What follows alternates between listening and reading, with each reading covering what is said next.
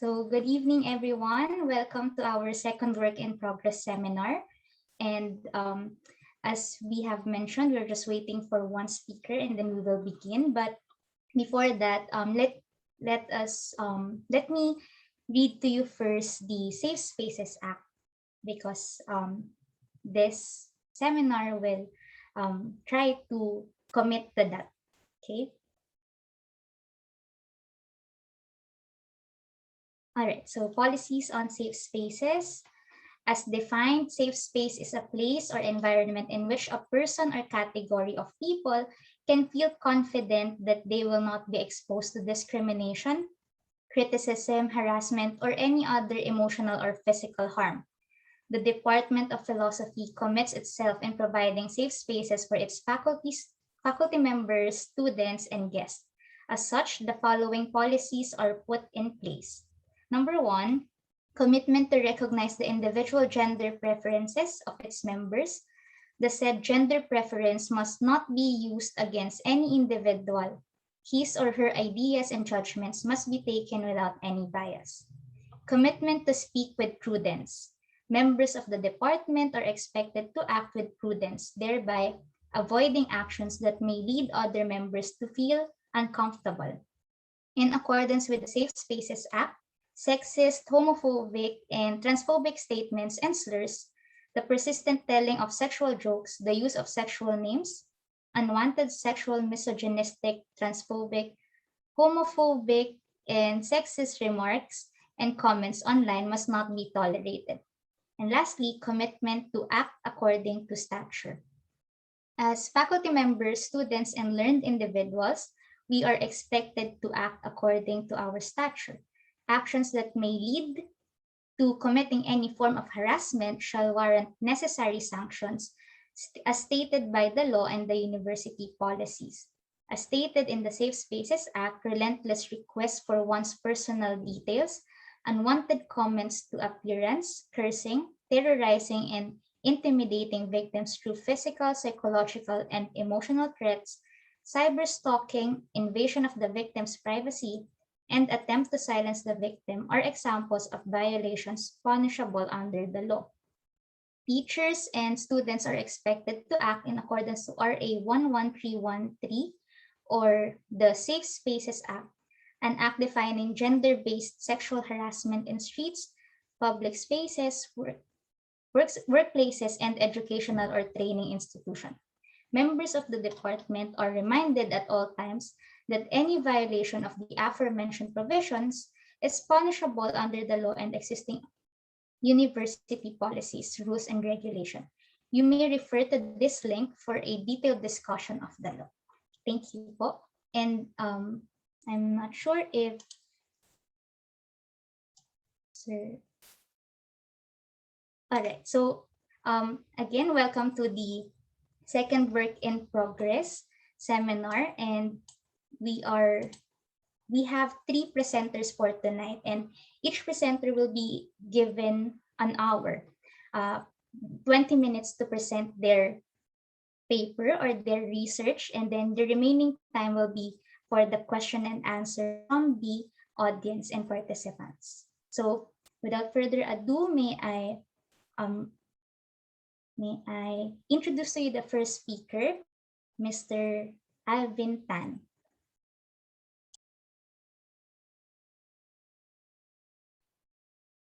Hello. Magandang gabi po sa inyong lahat. Hindi ko na po nalagay sa PowerPoint yung the paper, but I'd like to show it to you instead. Dun na lang sa through Word file.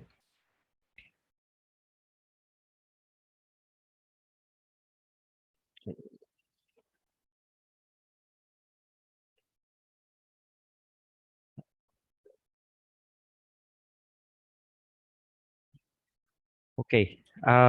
Well, the title is still, I would say, still working. It's a working progress. This paper is still a working progress. Okay, and the title is still subject to change. Okay, so later on, perhaps to your suggestions and recommendations, perhaps you could improve better the content and perhaps even the title of the paper.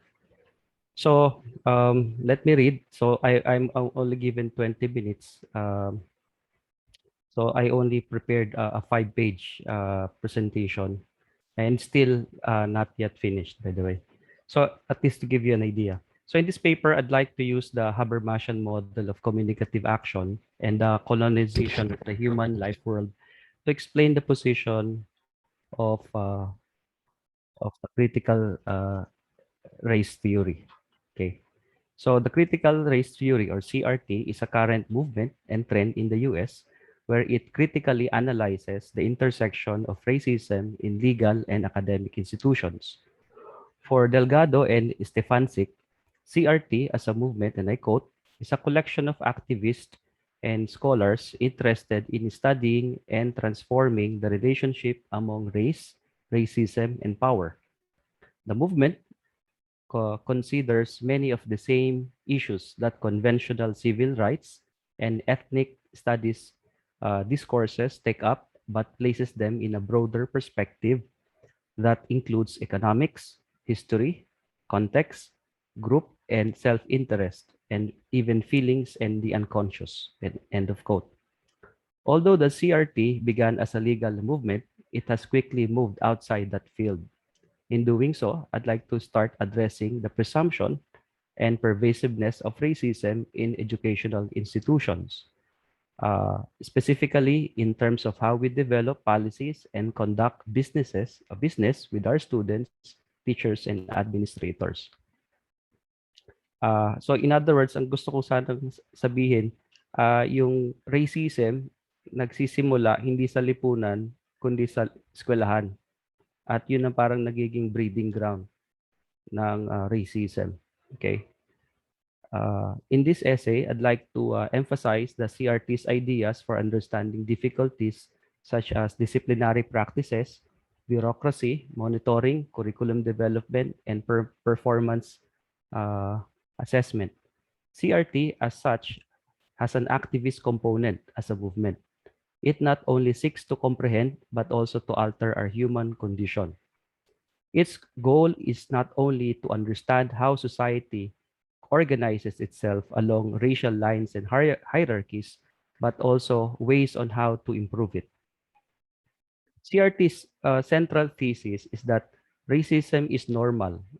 In other words, it is something that we don't even feel since it is really normal, not pathological. All right. So the typical method in which society does business, as well as the common everyday experience of the majority of persons of color.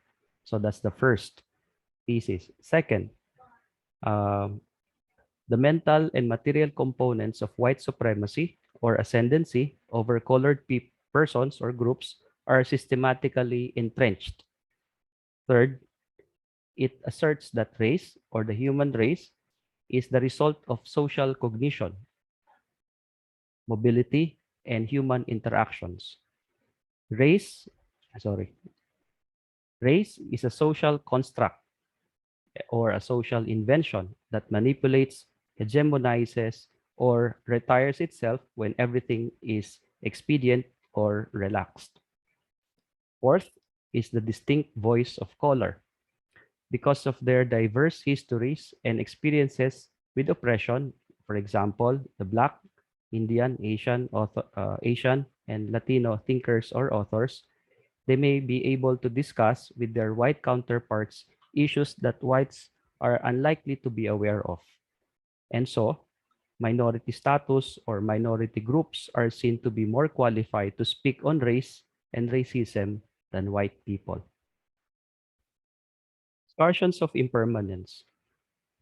Change is the only thing that is permanent. This Heraclitean expression is paramount and profoundly felt in our present global crisis. Such change is even heightened and accelerated by technological mediations. We cannot directly experience or observe change as it occurs in our everyday life, but only its effects. Human beings have brought significant changes from regional scale to global influence. We have improved the way we want to live our lives. We have created a great stamp in human history, from inventing simple tools to a more sophisticated one. However, the desire to dominate and control is an instinctual behavior of a species who wants to play just to stay on top of the food chain. Anything that goes out of its way is considered a threat or a rival for its survival. This phenomenon can be attributed not just to any microorganisms, but also to a more complex species like human beings.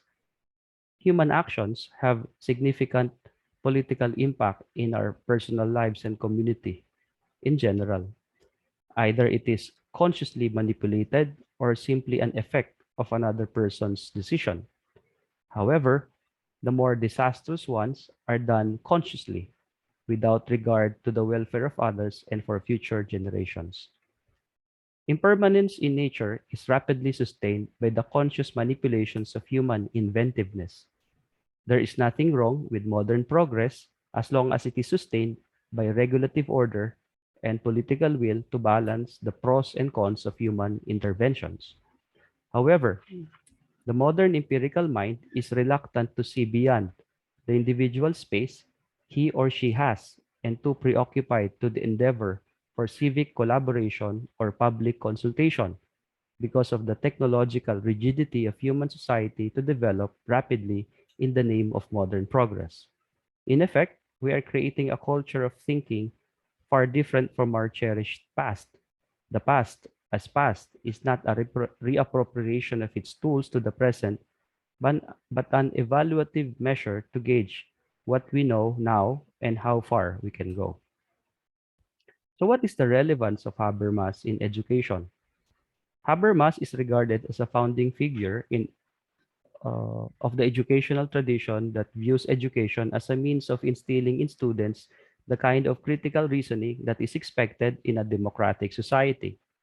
A growing number of academicians and educators, social theorists with a critical mindset, have turned to his critical philosophy as a basis for developing critical pedagogy in education. On one hand, his intellectual history is deeply rooted in Adorno, Horkheimer, and Marcuse's critical heritage. Habermas, on the other hand, reconstructs Marxism and places a learning experiment at the heart of democratic society. This learning experiment will be construed as a basis for the role of the university in developing critical and active minds in the future. For him, the learning experiment is associated with his theory of communicative action and discursive democracy. Habermas' intersubjective moral disposition is outlined in his critical theory. His goal is to make sure that critical theory's emancipatory potential is rational, well-founded, and a solid basis for public political movements for a more just way of social existence. The essential role of the university and critical theory of Habermas are collaborators for deliberative democracy. For him, he would like to develop a theory of communication that would serve as a roadmap for the rational functioning of society if we could discover the conditions under which people would be able to discourse freely in public and create an inclusive community of inquirers. Habermas probe on how a democratic society can organize itself so that most effective and free mode of communication and dialogue is possible, and the actual needs of people can be defined in this ideal speech situation.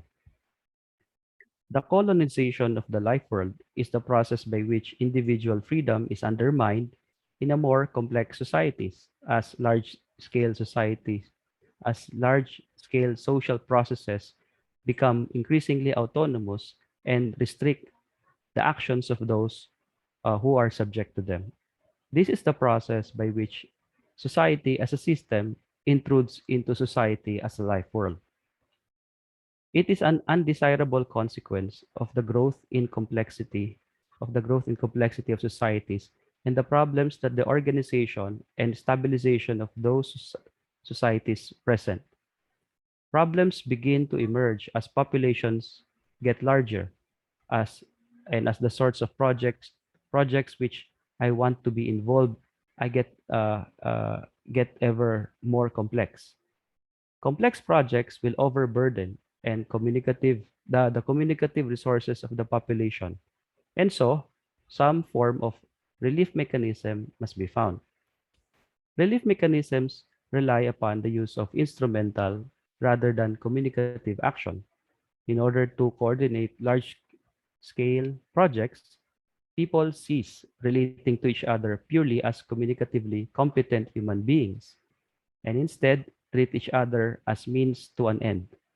While in communicative action, I negotiate with my potential collaborator, answering the person's doubts and queries and justifying one's belief in the worth of the project. In instrumental or strategic action, I consider the other person purely in terms of one's predictable responses to certain stimuli. Habermas' instrumental action is the role of systems and the difference between social integration and system integration within complex societies. Social integration is achieved through communicative competence. Societies become uh, systematically integrated as soon as there are commonly recognized cues through which people can organize their action without resorting to communication. Habermas identified these two essential cues and steering mechanisms, namely power and money. The system world of the state administrative apparatus, steered by power, and the economy, steered by money, set their own imperative over those of the world. Problems arise when the system, construed to serve our technical interest, invades the practical domain of the life world and intervenes in the process of meaning making among individuals and communities in everyday life. Modern life is shaped by the efficiency and instrumentality of reason, which distorts the values of the community. The life world is colonized by the functional imperatives of the state and the economy, characterized by the cult of efficiency and the inappropriate deployment of technology. As a result, the symbolic reproduction of the process, the symbolic reproduction process of the life world incorporates a discourse of functionality and individuals. Groups groups increasingly define themselves and their aspirations in system terms and see themselves as consumers and clients. These functional discourses are different to the dynamics of cultural reproduction, social integration, and socialization necessary for the development and reproduction of life worlds. When these systems function according to their own rationale, for the individual, they seem to be natural and common sense, yet indifferent and beyond his or her control and not subject to communicative action. The life and role of the university and academic discourses share the same problem. The discourse of the university is colonized by the functional imperatives of the state and the economy.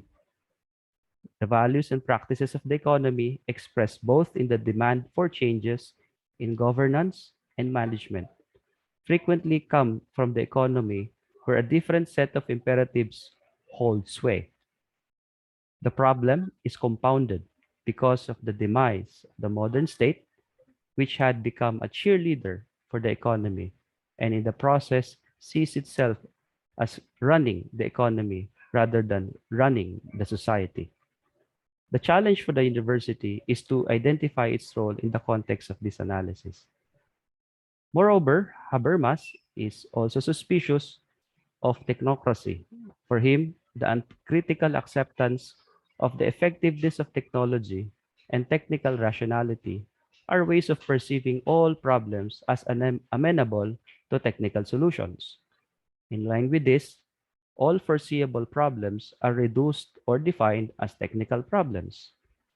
The analogy can be given here is that learning is reduced to developing mere competencies. Political emancipation, and I quote, cannot be identified with technical progress, while rationalization in the dimension of instrumental action signifies the growth of productive forces and extension of technological control. Rationalization in the dimension of social interaction signifies the extension of communication free from domination. End of quote. Continue my quoting the same book on um, ano nga bang title ng libro? Legitimation Crisis. All right. Societal control center is allegedly subordinated to the collective capitalist interest in the sense that a form of organization for controlling production remains tied to the goal of capital realization. End of quote. The attempts to control behavior, either through behavior modification or manufactured engineering of media and legal proceedings, are current examples of how technical rationality has become the dominant paradigm. In the same way that we experience in academic institutions, this hegemony is sedimented in the priority given to research funding for the physical sciences, of the humanities, and the social sciences. Pragmatic and useful knowledge is too often seen as technical and instrumental knowledge. The university will see students as mere customers and teachers as mere service providers. This colonization of the life world by differentiated policies and microaggressions of the people is the crisis facing most academic institutions today. So perhaps I'll continue in another time. Siguro I have to stop here. Thank you for listening. Okay. All right. Thank you, Sir Alvin, for your presentation. And the floor is now open for questions from our participants. You can just raise your hands and wait to be acknowledged po. Yes, Mr. Anton. Okay, thank you. Thank you, Paula. Hello, sir. Brother, Oy, kapatid kamusta? Alvin, magandang gabi. Thank you for that presentation. I just have a few things in mind when I was listening to your presentation. I mean, what is the role of Habermas here? Because on the one hand, from your presentation, I see you discuss Habermas's idea and all of those things. On the other hand, you mentioned critical race theory and then the role of the university to address it. I think I see a connection when we say that the modern state, which Habermas criticizes, is in fact the same modern state that has made possible let me just put my hand down. It's the same modern state that made possible like racism and all of these other things. However, I really am not sure that if communicative rationality is able to address that issue, because it's not that easy. For example, if I say I'm oppressed and you're the oppressor, it's you to understand me. I that's just the blurry bit for me, because that's why we have other philosophers who would talk about yung recognition, for example, honeth, or even yung idea of nonviolence, which would precisely address that issue. Kasi nga, if we talk about communication, kahit nga, I mean, for example, from teachers to students, we explain the lesson to them and hindi malinaw minsan, even if we try to explain it. And likewise, if students tell teachers na, I can't understand this concept, sometimes tayo, what do you mean you can't understand it? Even that's not an issue related to racism or sexism or anything else. Pero doon pa lang, we have a big gap minsan. That's where I'm coming from when I ask na, how could Habermas through the university, so how can cognitive rationality through the university address problems of critical race? Kasi nga, I think that's a big chasm that communication it's really thank you, Sir Anton. Actually, totoo yun, it's really a very big ambitious task to reconcile yung idea ni Habermas on communication rationality. tapos yung sa concept ng racism. Parang ang gusto kong sabihin dito, actually yung gusto kong i-develop pa, uh, uh, yung parang yung racism na hindi siya nagsisimula sa lipunan, nagsisimula siya sa eskwelahan at nagsisimula ito doon sa mga polisiya siguro na nililika o nalilika at saka yung mga practices na nagagawa o ginagawa natin. Paano natin ito i-communicate rationally o paano natin ito halimbawa may address? Siguro magkaroon tayo ng parang ano ba, mas bukas na pakikipag-usap, pakikipagdialogo na hindi naman dapat parang halimbawa binigyan mo yung example sa klase halimbawa. Kasi parang meron tayong minsan halimbawa magbigay na ako ng eksaktong halimbawa. Naisip ko 'to kasi parang hindi ko rin alam, hindi ko rin maiwasan na maging bias sa estudyante. Halimbawa, in certain courses, for example sa senior high school, alam ko pag ganito yung estudyante, pag ganito yung strand, medyo kailangan mo talagang tutukan. So gusto kong makita kung ako ba I could be able to communicate with them properly, rationally. Kasi parang pag ito yung strand na binigay sa akin na assignment sa akin, alam ko ganito yung magiging ano niya ganito yung magiging mode of behavior. Parang gano'n, meron na akong bias, meron na akong experience. So, paano ko i-address objectively na hindi ako magiging bias doon sa klase, hindi lang sa individual, sa buong klase.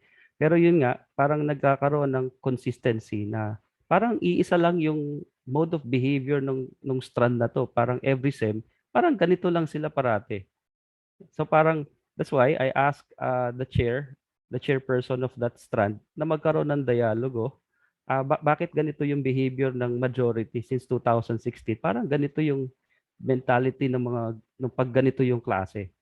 So parang sa tingin ko baka bias talaga ako doon. Pero gusto ko rin maintindihan paano ko sila kakausapin rationally and objectively. What kind of siguro setup na we could do so that we could we could talk to them in a way na hindi naman mako-compromise yung pag-aaral, pero at the same time, hindi naman sila parang ma-undermine yung kanilang talent o skill. Kasi nga alam namin na hindi sila academically astute, okay? Or competent, pero kailangan sila ng school. So let me give you more specific, mga athletes. Pag mga athletes sa atin, I'm referring to senior high, I'm not speaking in general. Parang sila ay parating sinusuportahan ng eskwelahan na kahit sila ay mahina, dapat pa ring ipasa. Parang ganon. So, hindi ko alam. Parang ganon. So, sige, baka may follow-up ka. Okay. Thank you. Sige. Pahabol lang, sorry, Sige. if I may. Pero I mean, baka maging emotional ako sige. Sige. Pero I mean, we're talking about the idea of race. Tapos you have the idea of race on the one hand, and then you have the idea of a democratic, a rational society on the other hand. Let me give a counterexample. Because of war crimes, I mean, World War I war crimes of Germany sa East Africa, yung dating colony ng Germany. Tapos there's this particular tribe na sinabi nila na kami mismo, hindi yung state, kami mismo yung we were discriminated against by the German soldiers when they occupied our territory. And what happened was Germany said, sige, we would yung parang yung bayad, hindi siya payment, pero yung basta the idea is we would give money for compensation, but not to yung tribe. We would give money to the government in form of rehabilitation programs. So we would fund yung construction of schools, we would fund construction of all of reparations. Thank you for the reparations. Construction of schools, of hospitals, and so on. Tapos, and we're talking about hundreds of millions of euros. Pero still, yung leader ng tribe sinabi, hindi pa rin kami na-recognize. Even if that is a very democratic thing, no country would deal with a single tribe. Governments deal with other governments.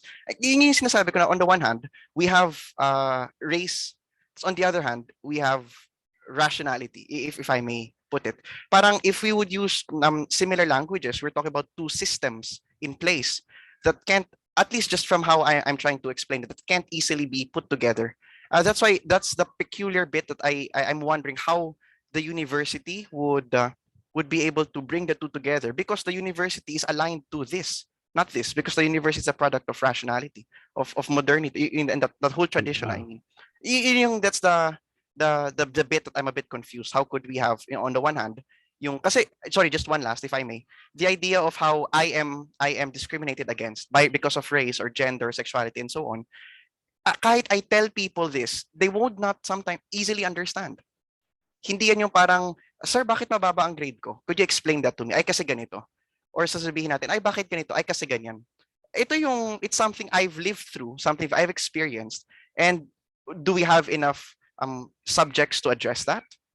Yung ganun, is it the training ba of faculty members? Is it the whole educational program yung kailangan i-address? Yun lang yung maybe just a point to consider. If sa ano. Salamat, okay, salamat kapatid. I will. Sige. I wrote down your observations, sir. Marami pong salamat.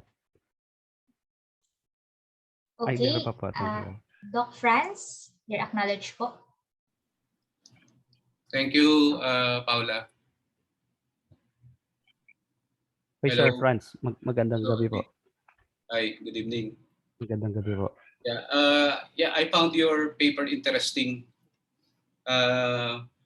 Pero siguro meron lang akong ilang mga points to ponder. Sige po. Number one, parang you are somewhat convinced that racism, parang siguro you are parang arguing, or you are making a claim, or you are presenting another possibility that this phenomenon of racism is rooted in the school, in the educational setting, and how the school is organized, and how it is used by the society siguro, or by the dominant rationality.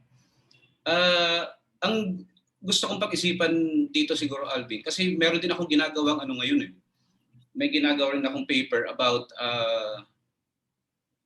yung the phenomenon of the metric society nga, itong yung pinag-uusapan nating tyranny of the metrics, tyranny of the numbers. In the book ni Mueller, he was saying something about the possibility of bakit ba ganito yung ating society, bakit may tyranny of the numbers. And then gusto ko rin mag-present, parang ganyan sa ginagawa mo, na I would offer the school as a possible explanation as one of the factors that lead to the rise of the metric society, or the quantified society, the obsession with quantification. Ngayon, ang pinoproblema ko doon sa aking papel na sinusulat, na ngayon nakikita ko ngayon dito sa ginagawa mo, ay yung school naman ay which is, I'm coming from Paulo Freire. The school is like a miniature replica of the society. The school simply mirrors or reflects what is happening in the society. In other words, there is a kind of a dialectical relationship between the school and society, so that we cannot, parang mahirap mag-assume na yung isang phenomenon ay sisisihin mo sa school. Yun yung point ko, siguro yun yung to simplify it, Kaya yun din ang aking ginagawa dito sa aking ginagawang papel eh. Yeah. Mukhang hindi ko kayang ewan ko kung hanggang saan, parang siguro moderate lang ang magiging claim ko doon. Factor yung school talaga. Pero para sabihin na itong racism o kaya yung tyranny of the numbers is, in fact, the school is parang contributory, parang ganon. So yun siguro yung isang pwedeng i-consider mo, Alvin, baka Mueller, first.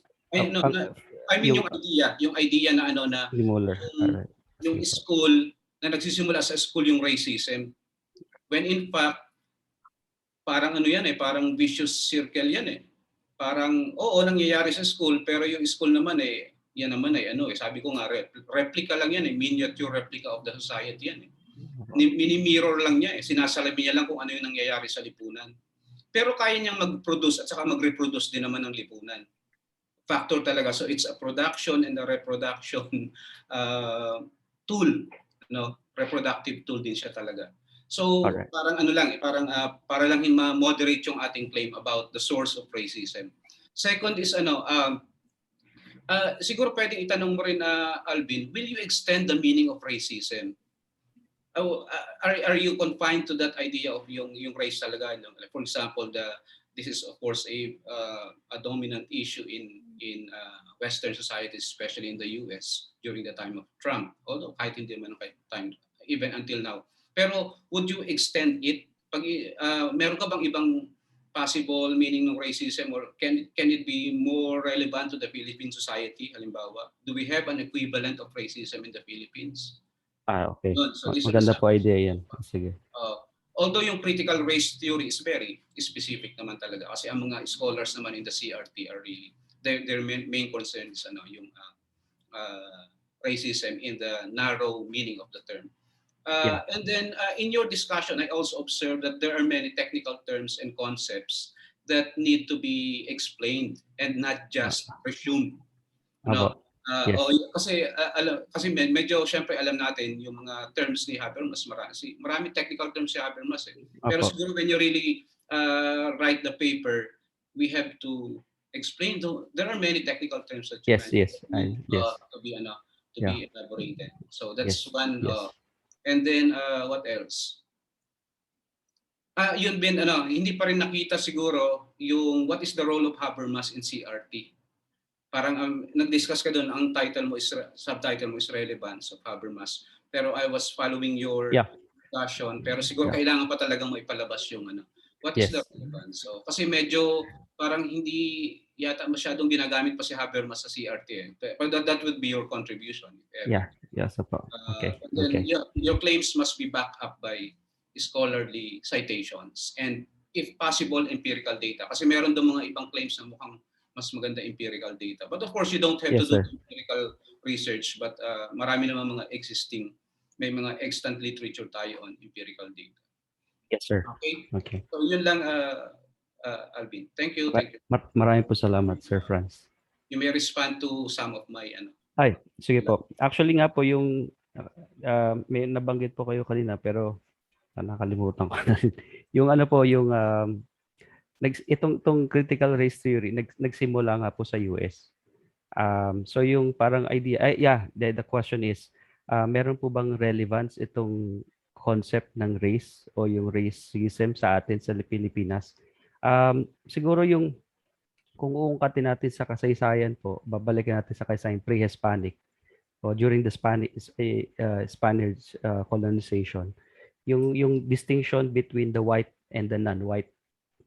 Okay, so yun yung idea na parang ang pwede lang mag-aral, ang pwede lang magkaroon ng pag-aaral o may karapatang mag-aral ay may mga puti. Parang gano'n. So kung babalikan natin kung tinatanong niyo po meron po ba tayong local na example doon. So nagkataon lang si Rizal ay hindi naman talaga nanggaling sa laylayan, nasa middle class siya kahit yung kanyang kulay, pero sabihin yung education niya ay kanluran din pa rin western. Okay? So parang meron pa rin makikita pa rin natin ng panahon na yon na hindi naman talaga naging lantad doon sa salitang racism, pero meron talagang racial prejudice.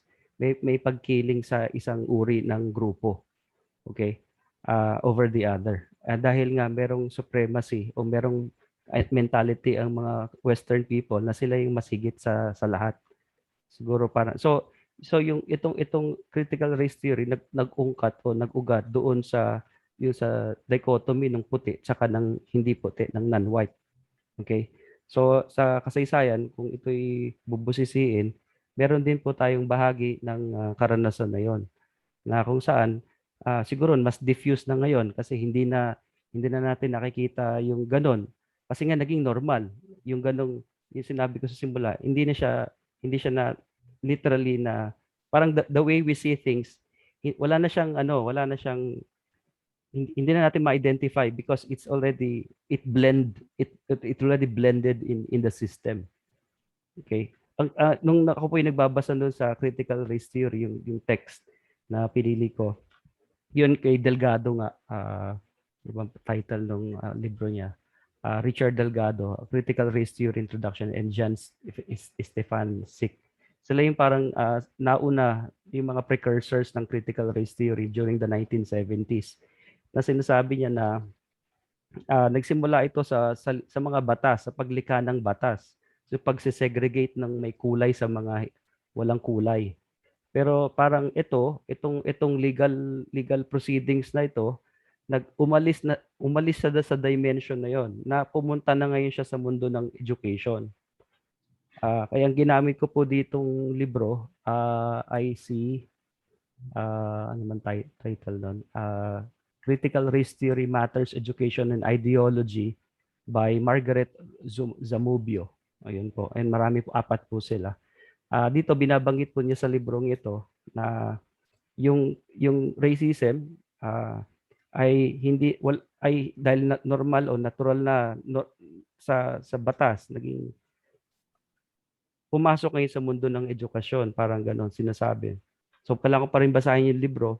So parang dito sinusuri nila yung mga paglikha ng mga policies ng eskwelahan na parang may na-identify na isang grupo ay mas higit kaysa sa kabilang grupo. So kailangan po, sinabi niyo po kanina, kailangan ko pa siguro bigyan ng mas konkretong halimbawa at hindi pa po ako napunta sa bagay na yon. Pero more or less, yun po yung nabasa ko, na-pick up ko po doon sa panimulang pagbabasa ko sa librong yon.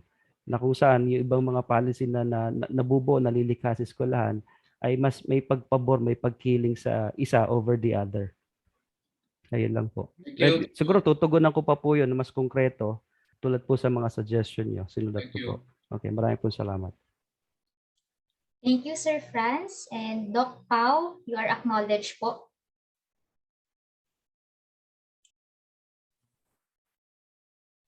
Thank you, Paula. Hello, Doc Pao. Magandang gabi po. And hello, Alvin. Actually, my questions are related to Dr. Cortez's questions earlier, specifically on the points that he raised. Pero baka I can elaborate further and probably solicit some more qualification from you.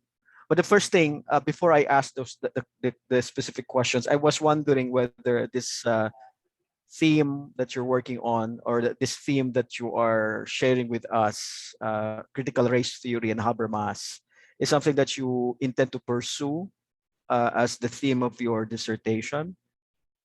Yes, sir. Okay. So yeah, it's a very interesting pursuit, in as much as I'm not aware of anyone who has worked on critical race theory, specifically critical race theory. So sige, I'm looking forward to your work. However, based on your presentation, I have 3 questions, and again, these are related to what Franz already pointed out earlier. First, as a matter of fact, yung nung nagsasalita si Dr. Franz, pinapakinggan ko yung kanyang mga tanong, tama-tama, number 1, number 2, number 3. Number 1 is also very similar to his question about the role of the school system in relation to the proliferation of racism. So actually tinanong na ni Franz, pero I want to pursue that further. I'm not sure kasi I think it's a bit hasty to assume that the school is the root cause, no? In as much as the school is like like Franz said, the school is a reflection of society. Ang naisip ko nga when I was listening to your talk, apart from the school, or instead of the school system, probably racism starts in the family. Yeah. And that is in a way amplified in the public sphere.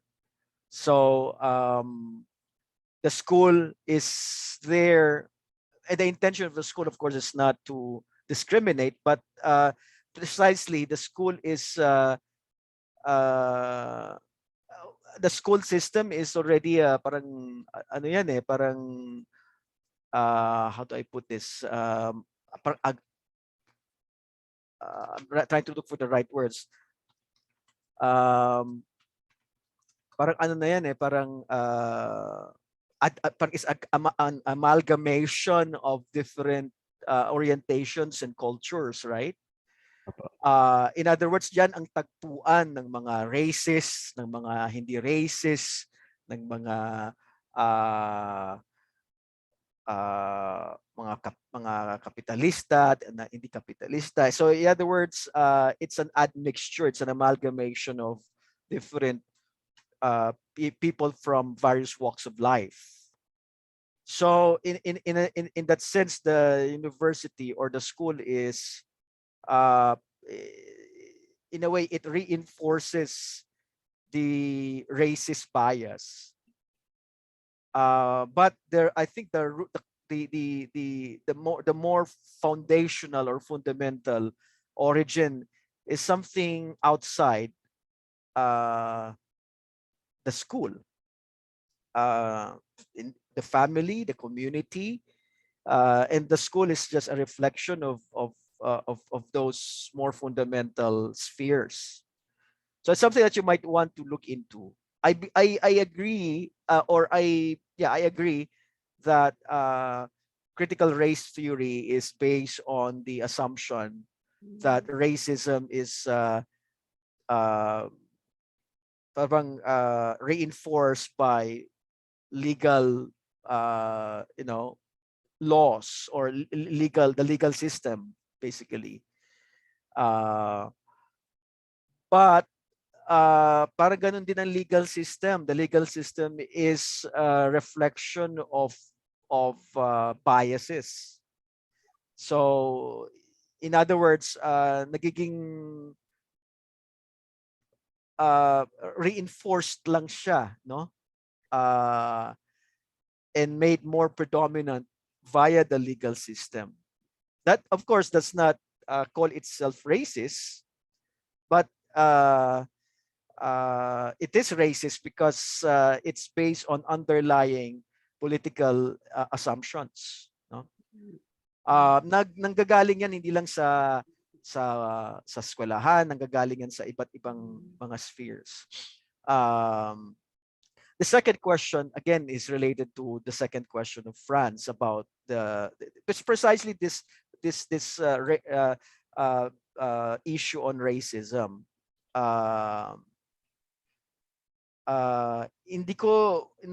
It's not yet, at least for me, it's not yet clear, it's not yet obvious. And the way you responded also to Anton's question earlier, yung I don't know if what yung example that you gave, I don't know if that's more about discrimination than racism. So it's not clear how that plays the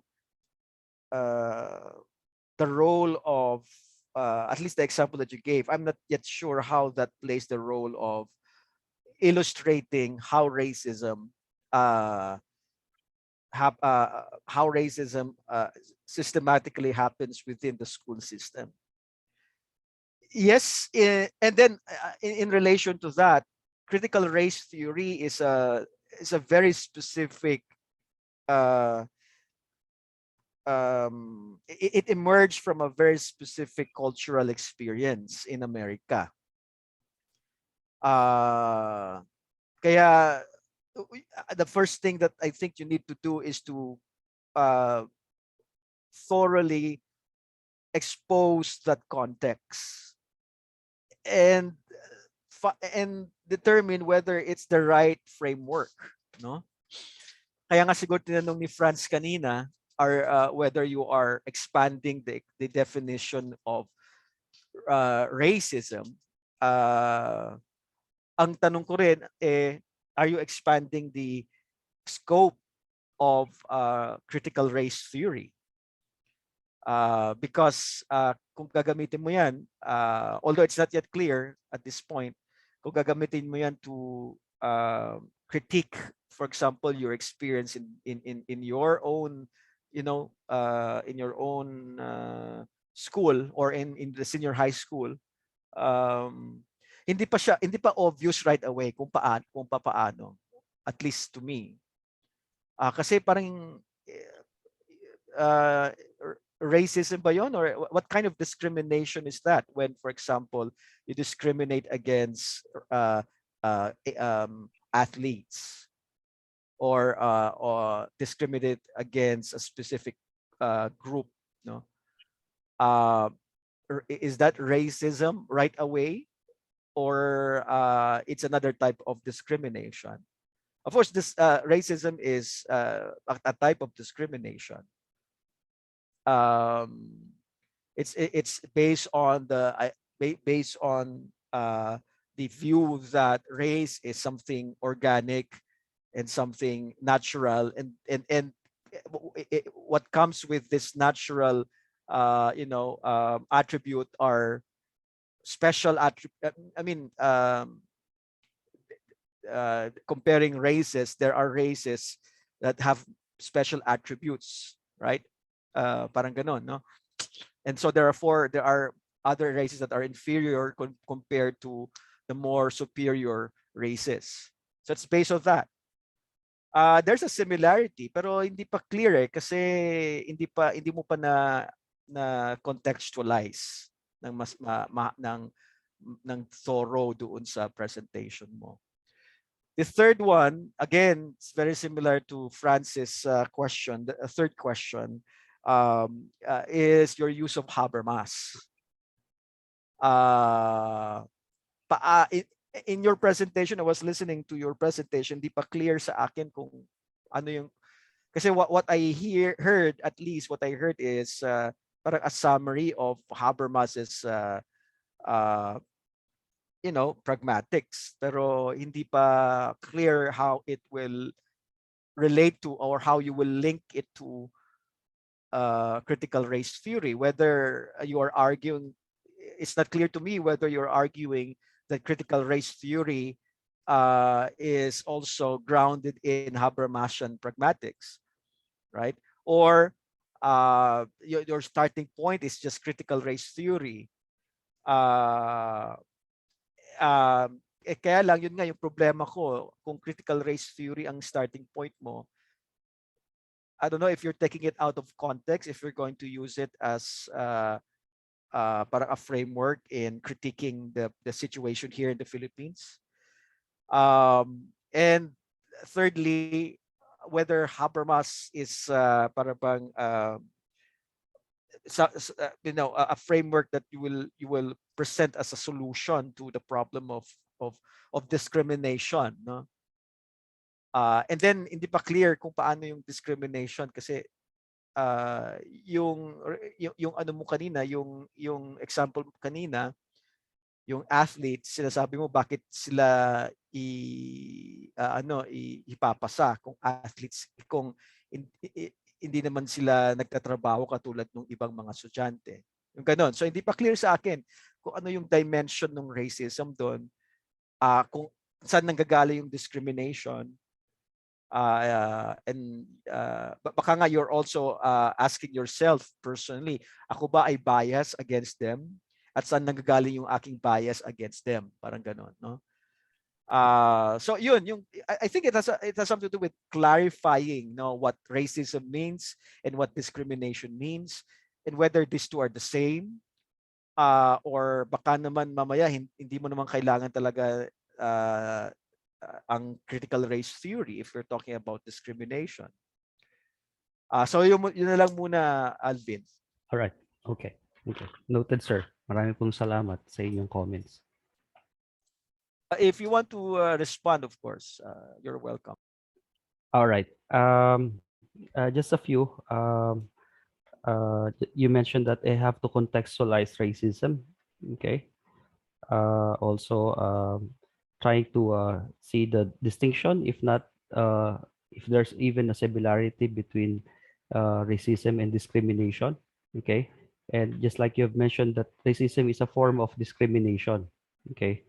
Pero ang gusto ko po sanang gawin, siguro hindi ko lang po talaga na-elaborate further. I started with the thesis, some major ideas on what critical theory, race theory is. It's already embedded. Sabi ko ba doon? Saan ba yun? Okay. Okay. So yung second is the mental and material components of white over colored people. Colored persons are systematically entrenched. So yung context po kasi nung author na ginamit ko ay nanggagaling siya doon sa sila yung parang minor group. Sila yung minor group. So tapos nabanggit ko rin po kanina na sino yung nasa minor group, yung sila yung mas merong karanasan to express this over those people on top. Okay, kumbaga, mas nakikita nung taong nasa baba yung pangyayari kaysa yung taong nasa taas. Okay? Then third, it asserts that race is a social construct. Parang idea na bakit ba may tinatawag na Filipino race, may Indian o may African, okay? It is a category, or race is a category. It tries to categorize groups of people that one is higher, better, more than the other. Okay, so when these are put in its proper place, when everything is seems normal, we stop and we simply flourish. But we don't question. Yun yung papasok yung CRT na kung saan kino-question yung basic presumptions ng mga rules na ginagawa natin, that it becomes so normal that we no longer question it. Actually, when I was reading CRT, sir, Doc, ang roots pala nito kaila Gramsci sa critical feminist din. Tsaka sino ba to? Meron pa isa pang philosopher. I forgot the other one, but it's Derrida.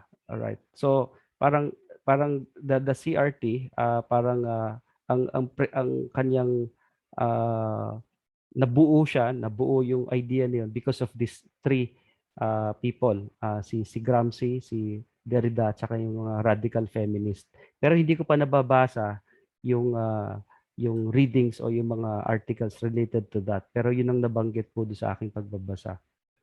Pero marami pong salamat po sa inyong mga suggestions at recommendations. I wrote it down. Okay, well taken po. All right, thank you, Doc Pao, for that. And we'll call Sir Einstein. And for those who will have to ask back questions or comments, you can just put your comments in the chat box po. So, Sir Einstein, your acknowledge po. Good evening, Paula, Ma'am Paula. No? Maraming salamat. Sir Alvin, thank you sa presentation and sa mga nandito po ngayon. Briefly lang po yung comment ko.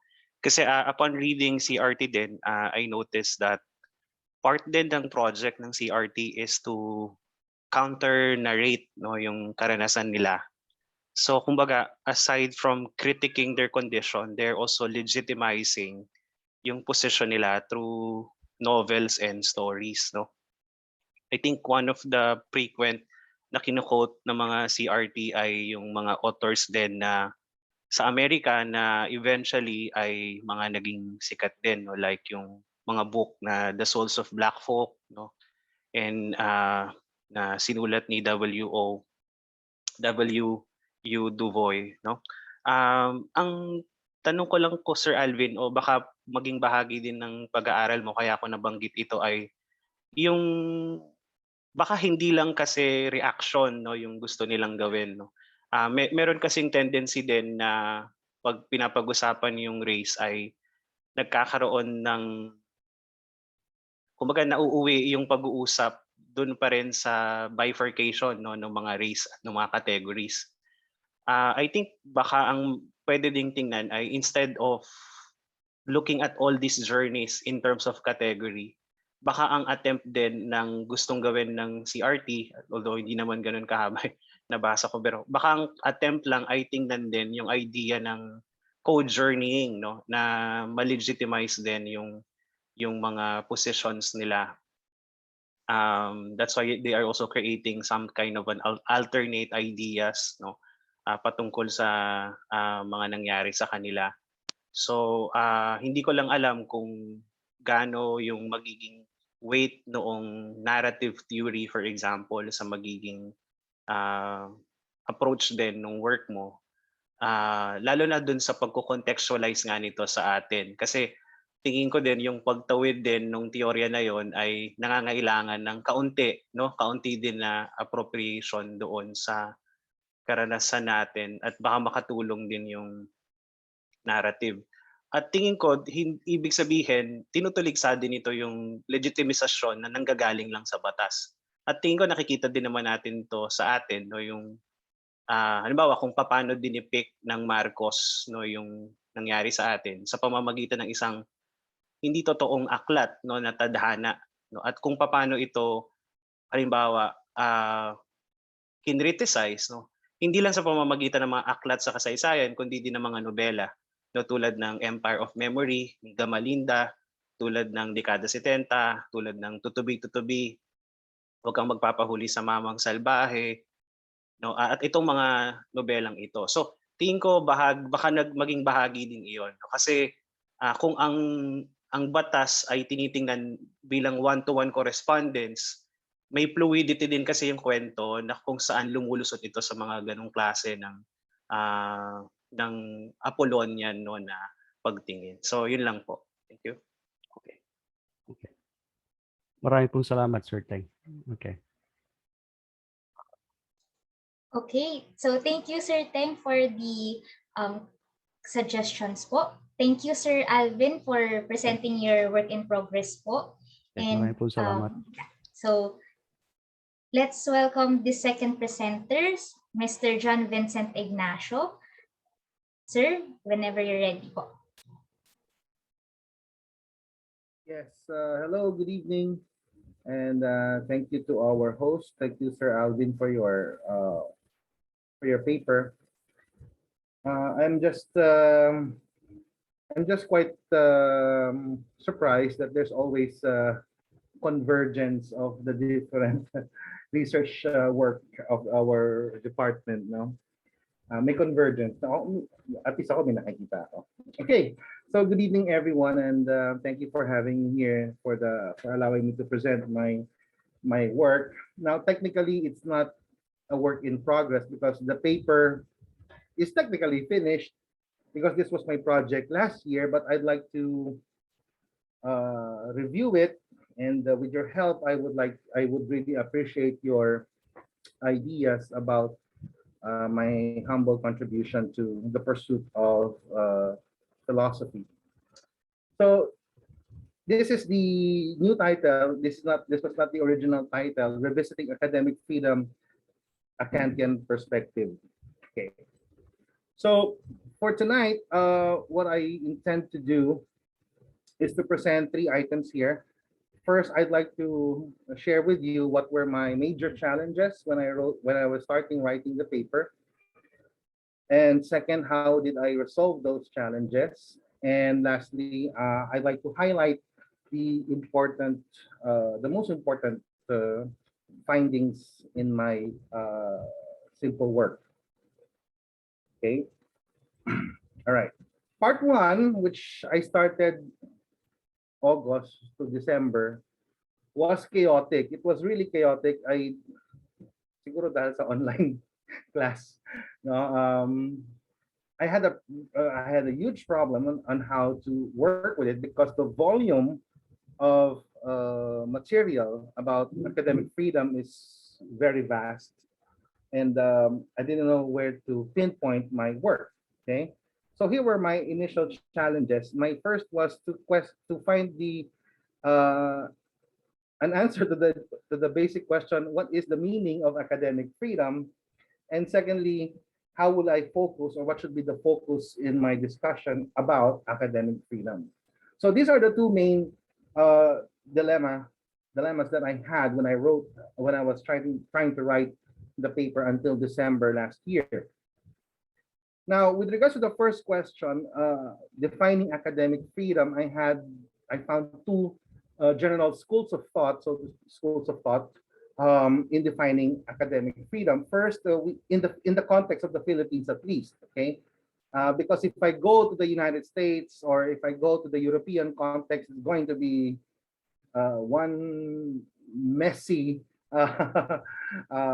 research. Okay, so at least in the Philippines, what I saw is that discussions about academic freedom relies heavily on the 1987 Constitution, Article 14, Section 5.2, and there were some snippets of academic freedom within the context of the development of the Western universities. Now, I found it a little bit worrisome when I dove into the legal aspect of academic freedom in GR 99327, Ateneo de Manila versus Capulong in 1993.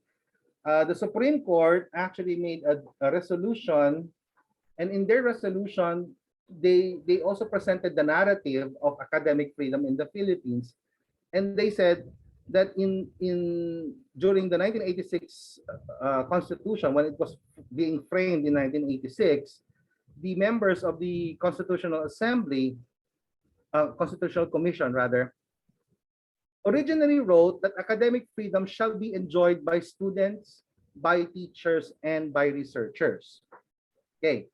But eventually, this original statement was revised, to which now we have in Article 14, Section 5, academic freedom shall be enjoyed in all institutions of higher learning. And that created a real problem for me, because how do we interpret the meaning of the phrase in all institutions? Does it mean the institution per se, the school for that matter, or the university for that matter, or are we also looking at it with the members of that particular institution? So hindi masyadong clear. Forgive me for my lack of legal understanding, no? But for me, it wasn't clear what that statement meant. And then Concom Commissioner Adolfo Azcuna even explained that academic freedom is a dynamic concept. We want to expand the frontiers of freedom, especially in education. Therefore, we shall leave it to the courts to develop further the parameters of academic freedom. And then again, that is also a problem for me. Why? Because why should we let the court decide on the meaning of academic freedom? Although if you read the entire GR 99327, there is a particular explanation to that, but I am not fully convinced of that particular explanation. Okay. Now, because of that landmark decision of the Supreme Court, even Professor Randy David of UP, in his 2008 book Modernity in the University, followed suit with that particular definition, stating that it is the university's rights to determine for itself solely on academic grounds who may teach, what may be taught, and how it shall be taught, and who may be admitted to study. So in the way I understand this line from Professor David is that he is arguing here, or he is presenting the idea that it is the institution that holds academic freedom, not the members of the institution. So again, I am caught between a rock and a hard place, and I don't know where to go. So this caused a lot of confusion for me. And then when I went to reading about the historical aspect of academic freedom based on the development of the Western civilization, or Western universities rather, we can trace it back as early as in the 11th and 12th centuries that the theoretical and functional ideals of academic freedom came to be in the European nations. Okay, even the Holy Roman Emperor Frederick Barbarossa in 1158 wrote an edict, the Authentica Habita, that protects scholars. Okay, now it was only in the early part of the 13th century that the Latin Christian universities have established their classical foundation of education, enjoying a certain degree of independence from secular and spiritual authorities. So by the 13th century, certain degrees, we mean that teaching contrary to the church are still prohibited, being the latter, being the church, is still the custodian of these universities. Okay? Now, towards on the onset, the medieval notion of academic freedom is a special privilege among university professors to determine what to teach, how to teach, and at that time, scholastic doctrines. So if we look at the development of academic freedom as far as the medieval notion is concerned, it would appear that academic freedom is enjoyed by the professors. Okay? But as university towns spread throughout the continent, different practices developed, no?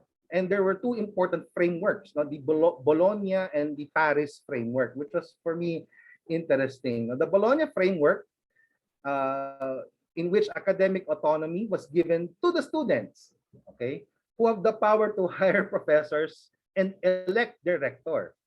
But the granting of the degrees was reserved for the academicians.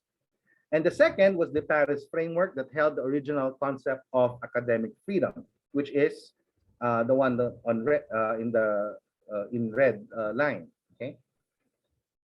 So, ayan, no? So makikita nyo kagad there's a difference between how we are using academic freedom in the Philippines and how it was originated in the medieval times.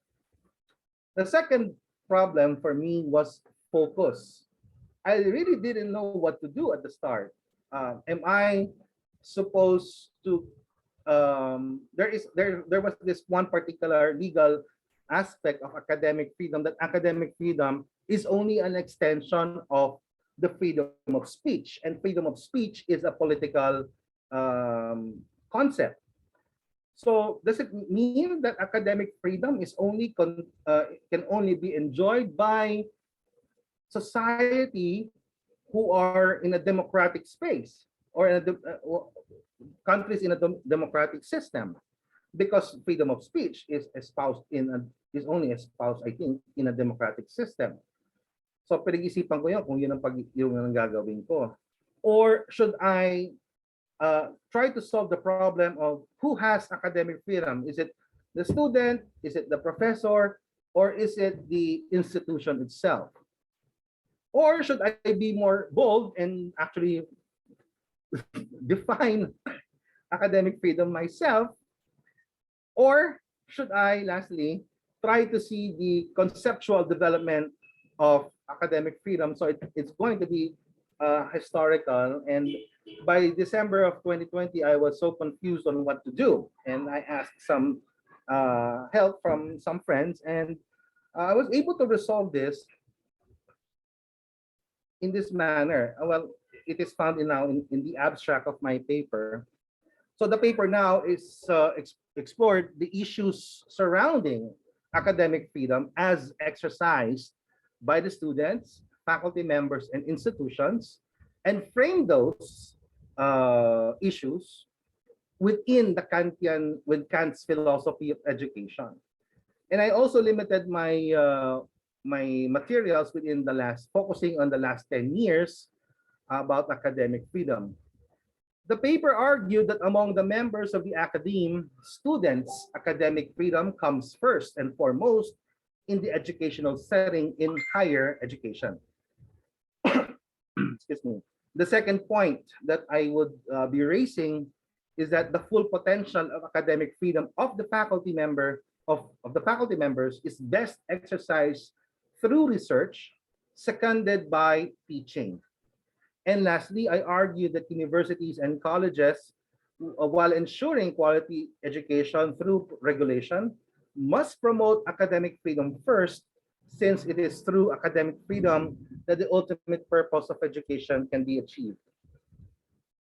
So basically, that's the gist of the entire paper. So let me now share you the most important, I think, the most important aspects of my findings. First, I presented a discussion on the issues surrounding academic freedom of students. Students' academic freedom is probably the least discussed theme compared to the academic freedom exercised by professors and institutions. Academic freedom of students is applied only to higher education because there is a huge difference between a pupil and a college student. In basic education, the teacher presents the facts and pupils do not normally question them. But in college, the professor explains how he or she arrived at certain results. A professor should lead the listener down the paths that led him or her to knowledge. Himanka further asserts that the goal of university teaching is not to learn facts, but students should challenge the professor's conceptualization, method, and formulation of new knowledge. Karl Jaspers even embraced the idea that the university is a community of scholars and students engaged in the task of seeking truth. I go back as far as Plato's Meno, in which we can deduce that academic freedom is deeply tied to the idea of education, which is to develop a community of learners. It is important to emphasize, however, that Socrates embraces the idea that the student must become motivated himself, as exampled by the slave boy. Therefore, there is the initial concept of academic freedom that is centered on the student, the need to be motivated to discover truths. Stout writes, Plato reminds me that whenever we meet our students, we meet them in some middle ground, arriving with ambitions, expectations, habits, and a certain kind of character. There is a certain characteristic in Socrates' method with the slave boy that the teacher has the knowledge that the learner is yet to receive. But instead of imposing the knowledge upon the boy as a mere receptacle of information, Socrates respected the autonomy of the slave boy by allowing him to receive the knowledge following his own pace or capacity. Moving to another, we're going to move now to the Republic. Plato's philosophy of education seems to be a paradox between the freedom of the learner to discover truths according to his or her desires, and the state's authority to control or at least regulate the education system. This inconsistency is resolved by restating what Plato had in mind throughout his philosophical thought, that just as the individual has responsibilities to the state, and the state has responsibilities to its citizens, the learner has his or her responsibilities to form and create knowledge, and the educator must ensure the path of learning which is beneficial to both the learner and the state. The ancient roots of academic freedom, as we see in the Meno and the Republic, show the fundamental issues of students which are still relevant today.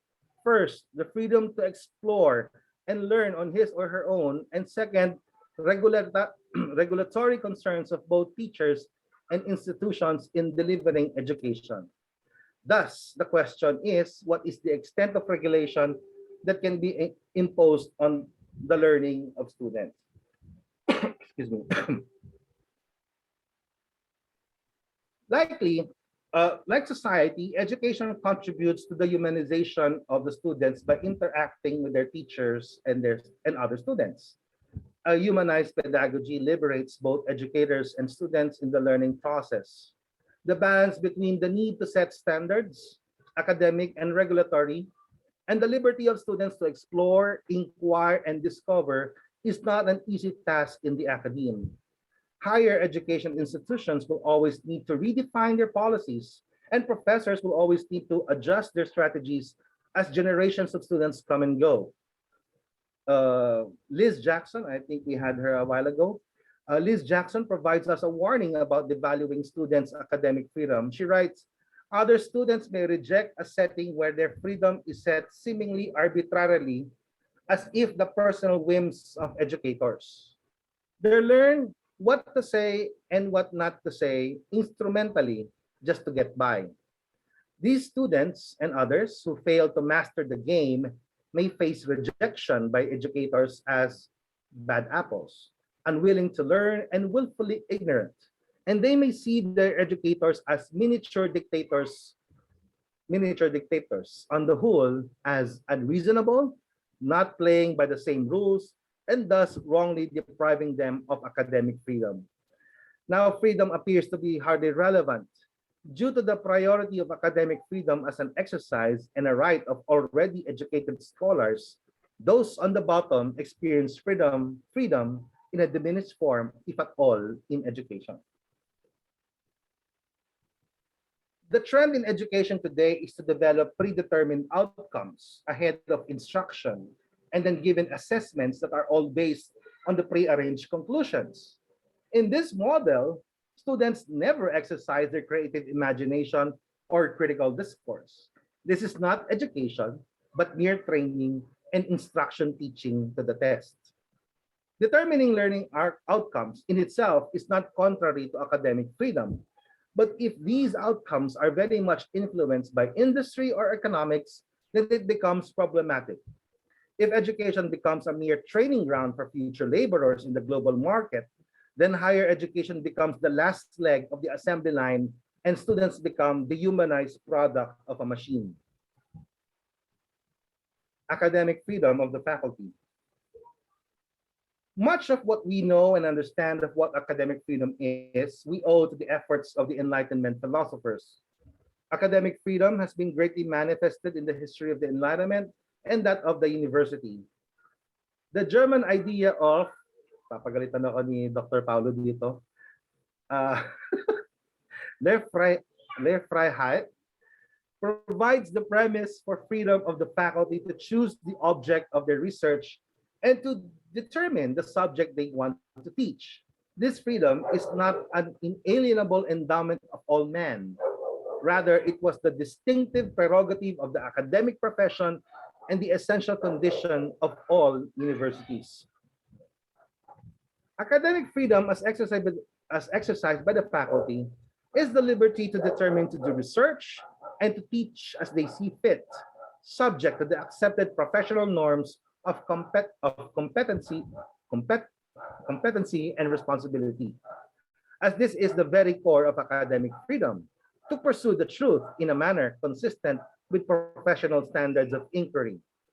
This broad idea of academic freedom of the faculty is mostly exercised by faculty members who enjoy the privilege of tenure, contingent, adjunct, part-time, and other similar non-tenured faculty members experience more challenges in pursuing research with authentic academic freedom.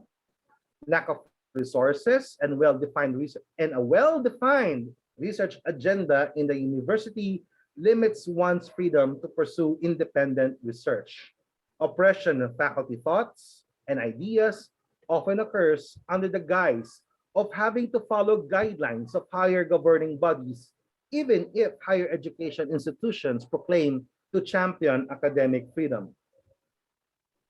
Regulations, policies, and funding for faculty research are the key reasons why most faculty members shy away from doing research. Today, academics consistently defend their research from their benefactors who fund the research. Freedom to do research can be seen in two ways. First, to determine the topic to be researched, and second, the freedom to determine the conduct of the research. Faculty with no tenure generally have more classes to teach, receive little research funding, and are even paid less. Faculty with tenure enjoy fewer classes to teach and have more time to research due to the increase in the number of non-tenured faculty. Thus, it seems that academic freedom in research is more of a privilege than a right. Freedom in teaching is the other side of the faculty's academic freedom, but it has now taken a less priority compared to the freedom to do research and publish.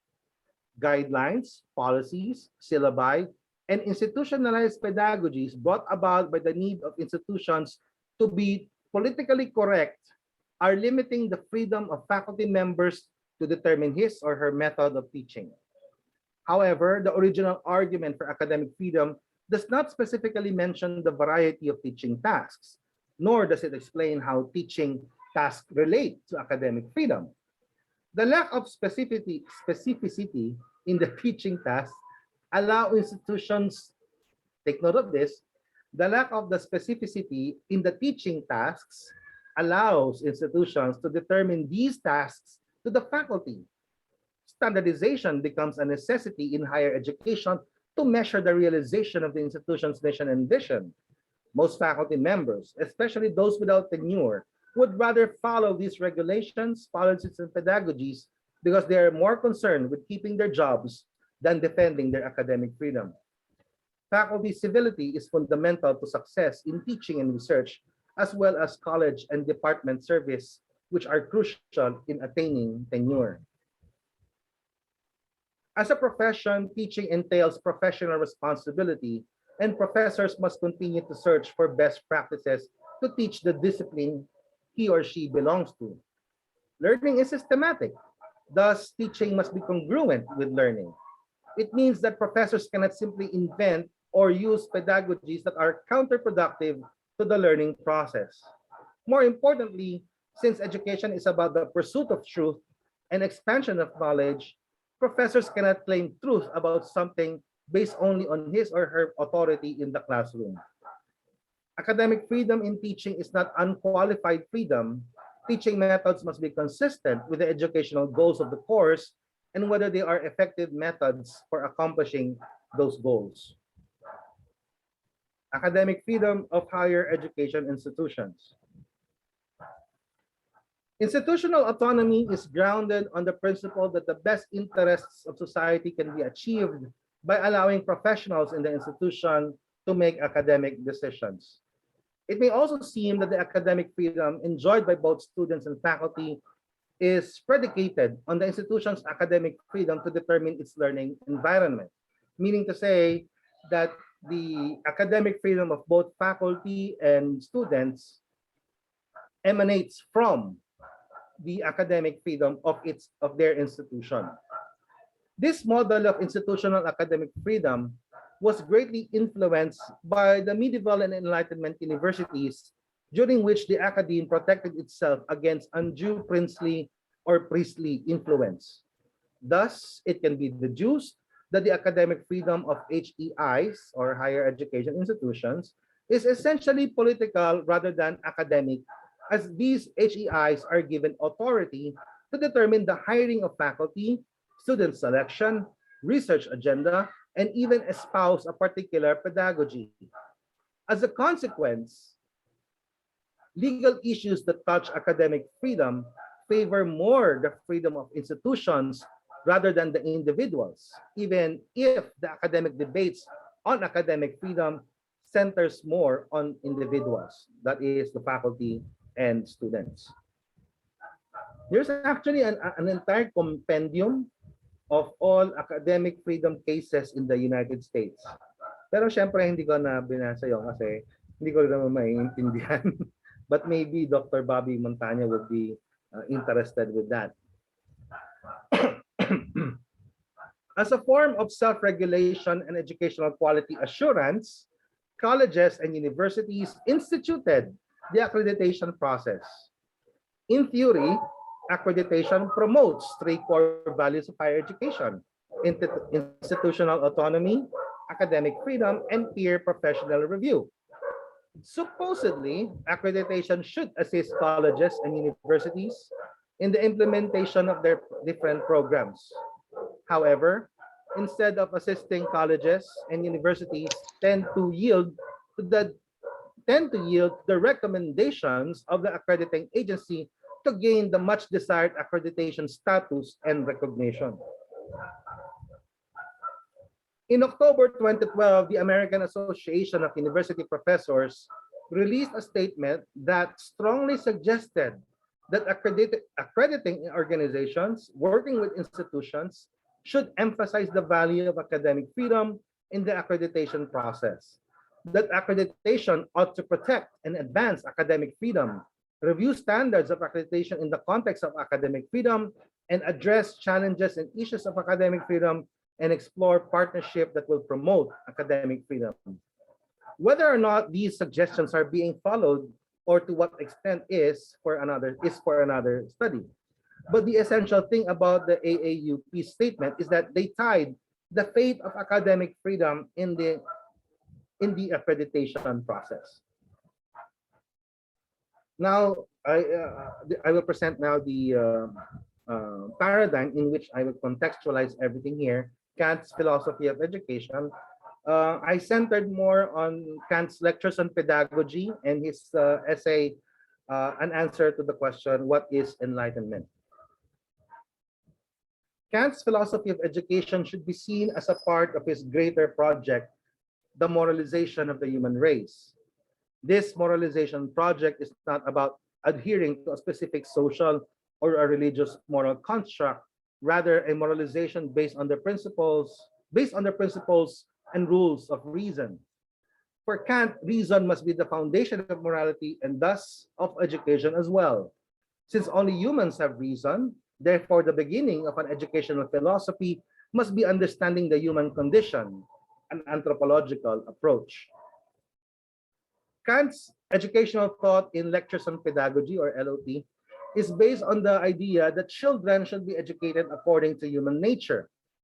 Kant argued that human nature has three important characteristics. Ang saya talaga sa barangay namin, pasensya na po mga kaibigan. First, human nature has an instinct that needs to be controlled for the higher functions of human nature to function, such as free will. Second, human nature has a teleological aspect, a purpose that it must fulfill. And lastly, education and training changes animal nature into human nature. Thus, education for Kant has a variety of interconnected aims. It must nurture, discipline, cultivate, civilize, and moralize the human being. Education is an art that is to be achieved in a step-by-step process to be perfected by each generation through learned insight, adding something before it can be passed on. This makes education the greatest and most difficult problem of the human race. In Lectures in Pedagogy, Kant emphasized that the education of children is not just about the present, but more importantly about the possibility of a better future. Thus, education as a generational responsibility is geared towards the formation of Kant's cosmopolitan society. Kant's ideal society was closely related to religious tolerance, open-mindedness, moral education, and political reforms at the level of the state. Kant provided a space for morality in the development of humanity, and this moralization can only be achieved through education to cultivate one's moral strength that others may do the same. Moralization, therefore, is the final stage of education for Kant. This moralization is the consciousness of our duty to the aspirations of humanity, not just mere accumulation of knowledge, but the betterment of the species or world building. The defining aspect of Kant's concept of education is freedom. Hence, it is by freedom that education becomes the cultivation of the critical distance to engage in truthful self-examination. It would seem that Kant's educational views are highly individualistic because it is anchored in a person's human nature and its autonomy. However, Kant defended universal freedom only as a means towards developing the autonomy of an individual's reason, and consequently, education is both for the individual and for all. Kant indeed places high regard for individual autonomy, but he also strongly argued that this autonomy cannot be exercised unless others are also empowered to exercise their own autonomy. Therefore, The education of an individual is equally important to the education of the community or the nation, and the two cannot be separated from the other since each is dependent on the other to thrive. Kant considers the educational process as a radical moral endeavor, that the educational process improves through rational experimentation, whose accumulated results be passed on to the next generation. In this view, we see education as a twofold human activity. One, the education of the individual, and two, the education of civil society. Each aspect intersects with the other in matters of curriculum, pedagogy, and eventually the outcomes of the entire process.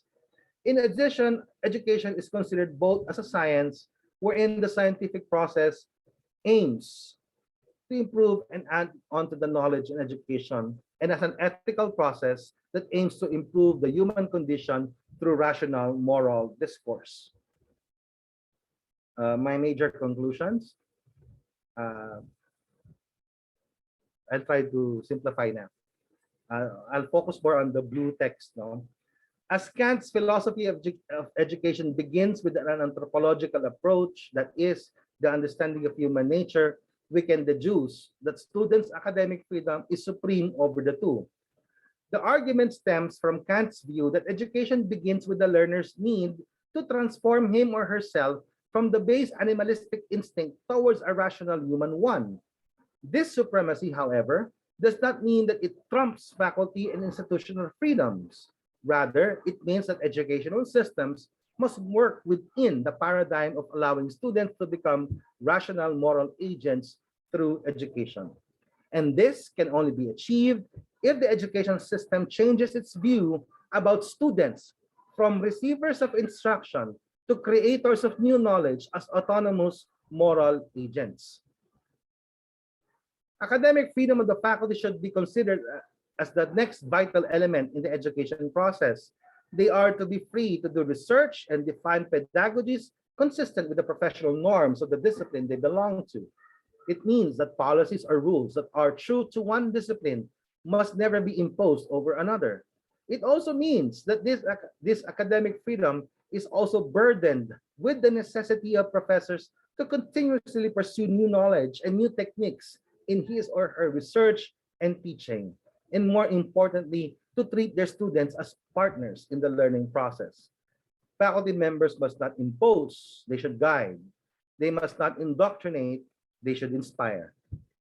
For Kant, education is a moral responsibility not just for the teachers, but as of society as a whole. But professors stand at the vanguard in this humanization project and must always be mindful of the role that they play to their students, partners. It is in research that faculty members can fully exercise their academic freedom.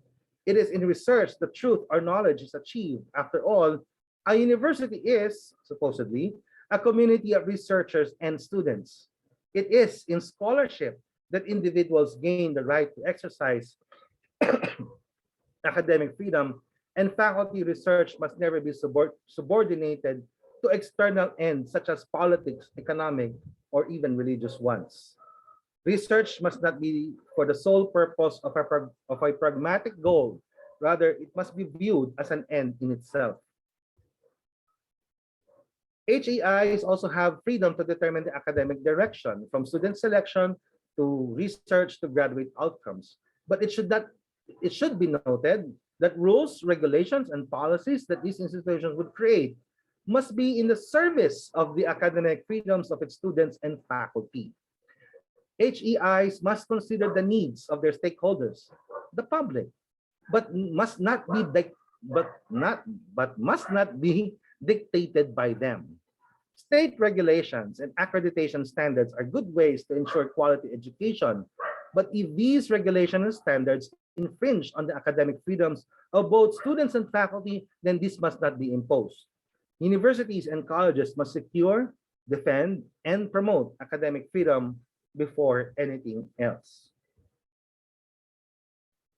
Finally, in 1993, the Supreme Court of the Philippines laid down the pillars of academic freedom for the country.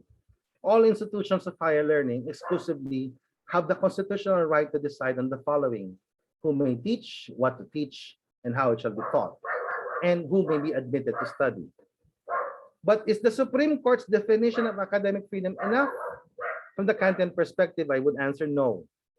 While I agree that judicial rulings are better ways of putting academic freedom into writing than allowing the legislative or executive departments of government, the academic community must be the ones to define what academic freedom is.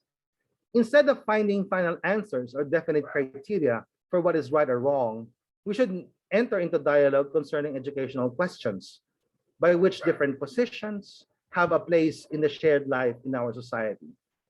Students, faculty members, and HEIs must dialogue, collaborate in research, and democratize educational policies that can promote academic freedom.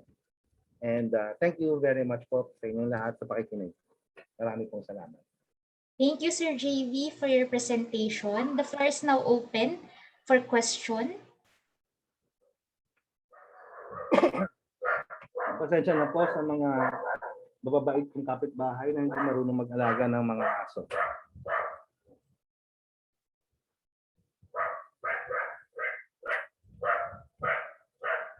Uy, walang question.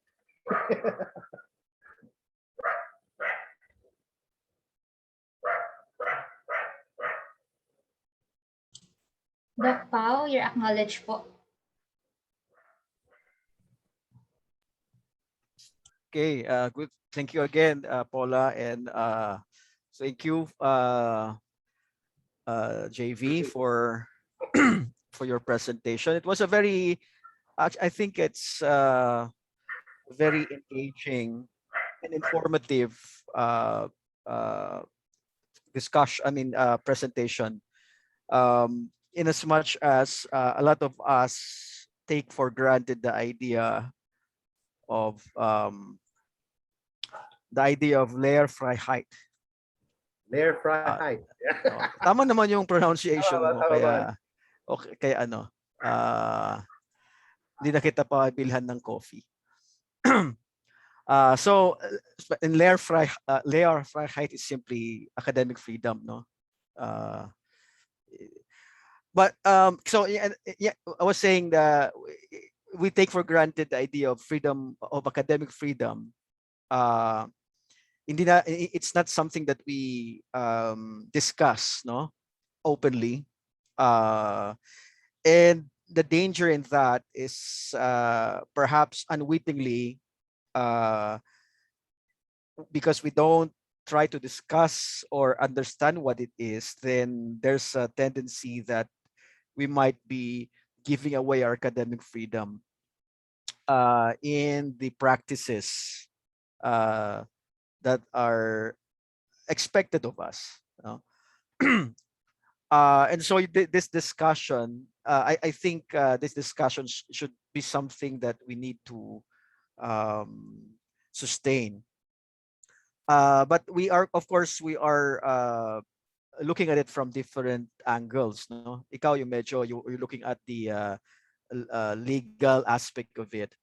Ako, my critique is more on the regime of total quality management, no? So medyo specific yung sa akin. And some of our colleagues are also interested in critiquing the system. Pero itong academic freedom hindi mo natin masyado na pag-uusapan. Pero the core of what we're fighting for, the spirit, is actually this.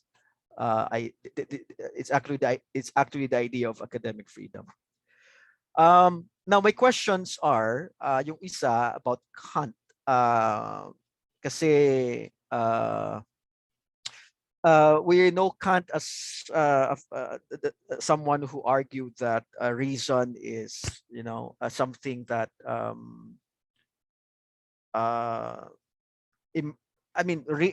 he understands reason as, or rather, sorry, not reason. Immorality is something that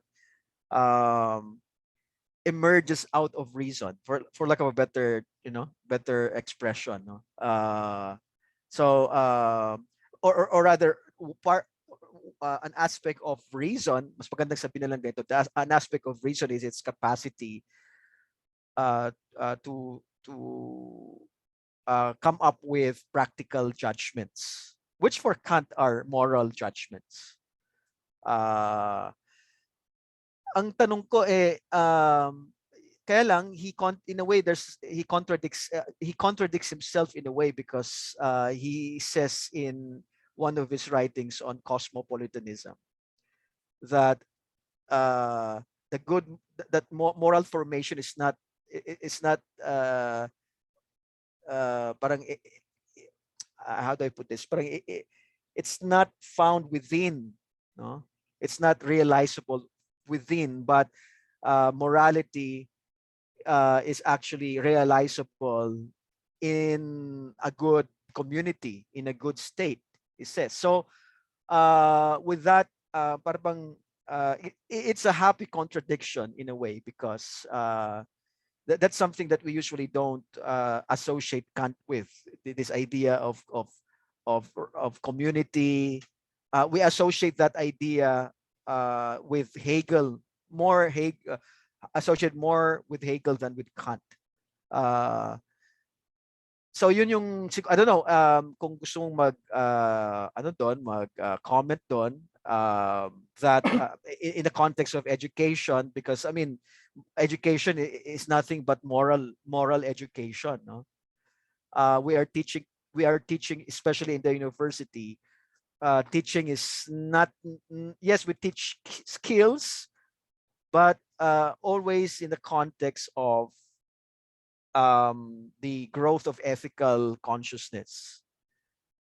But what is presupposed there? And if we follow Kant now, what is presupposed is not only inner reason, but the reason of the community. So yun yung happy contradiction, happy Kantian contradiction, because all of a sudden Kant becomes a communitarian, right? So just your thoughts on that. Yung second na concern ko teka lang, medyo nakalimutan ko bigla.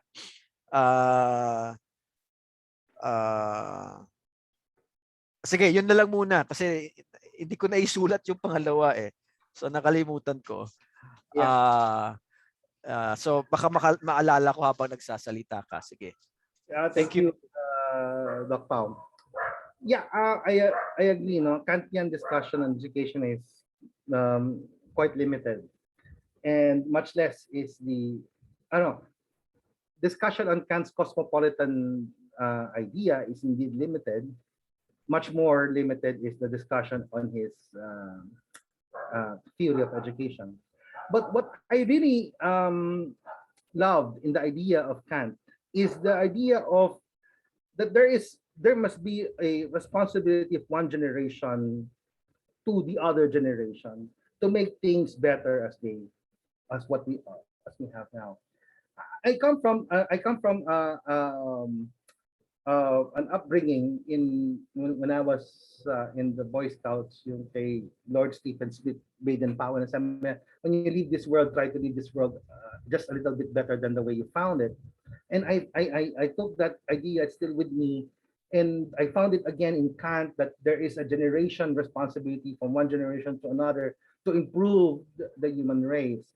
I know his concept of a cosmopolitan society is indeed a utopian perspective. That is true, and we may never see it in our lifetime, but it is actually in that idea that we should look into the possibility of a better future for the species of the human race. I also agree that Kant eventually, even in his ethics, contradicted himself. He wanted to become purely deontological, but yeah, if you read it towards, parang he even contradicted that eventually we are still looking for the common good. So parang nagiging consequentialist na rin ang perspective niya instead of deontological. But I did not actually, I tried to avoid that dilemma. That is why I focused on lectures on pedagogies and what is enlightenment. Kasi pag isanama ko pa yung dalawang critic, yung tatlong critic, O, dalawa na lang. Baka dissertation na yung maisulat ko. Ganon.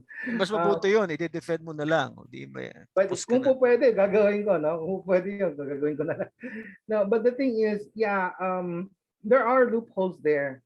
But for me, as an individual seeker of truth, I find the paradigm workable for me. In the way I like to see how should we look at education? Is it really just to produce nurses, engineers, doctors, or is education should education become the training, the foundation of a better society? That's what I'd like to look at, and for me, it's academic freedom is important for that. Okay. Naalala ko na yung pangalawang tanong ko. It's about the idea of student-centered education, because that's your towards your presentation, that's your ending phrase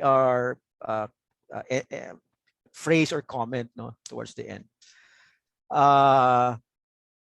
Yeah, I'm still well, I understand what student-centered education is, and I understand, or maybe I don't fully I'm still trying to fully understand it, or maybe I have an idea of what it should be, but I have a problem also with how other people implement the idea of student-centered education. Kasi they make this distinction between the students on the one hand, and administration and faculty on the other hand. I think a university is more of an organic space. Kaya yung, and yes, by definition, I think essentially a university is student-centered. Kasi it's an institution of learning, di ba? And in a way where all students, it's the haven of students and faculty, in as much as they are students, in as much as they they are learning. Kaya yung last phrase mo gusto kong maintindihan, at baka matulungan mo kaming intindihin ko ano ba ang ibig sabihin ng student-centered education. The tendency to interpret it as if, for example, students determining, for example, the content of a syllabus. Ganun ba yon? Or how? In other words, how should we understand student-centered education?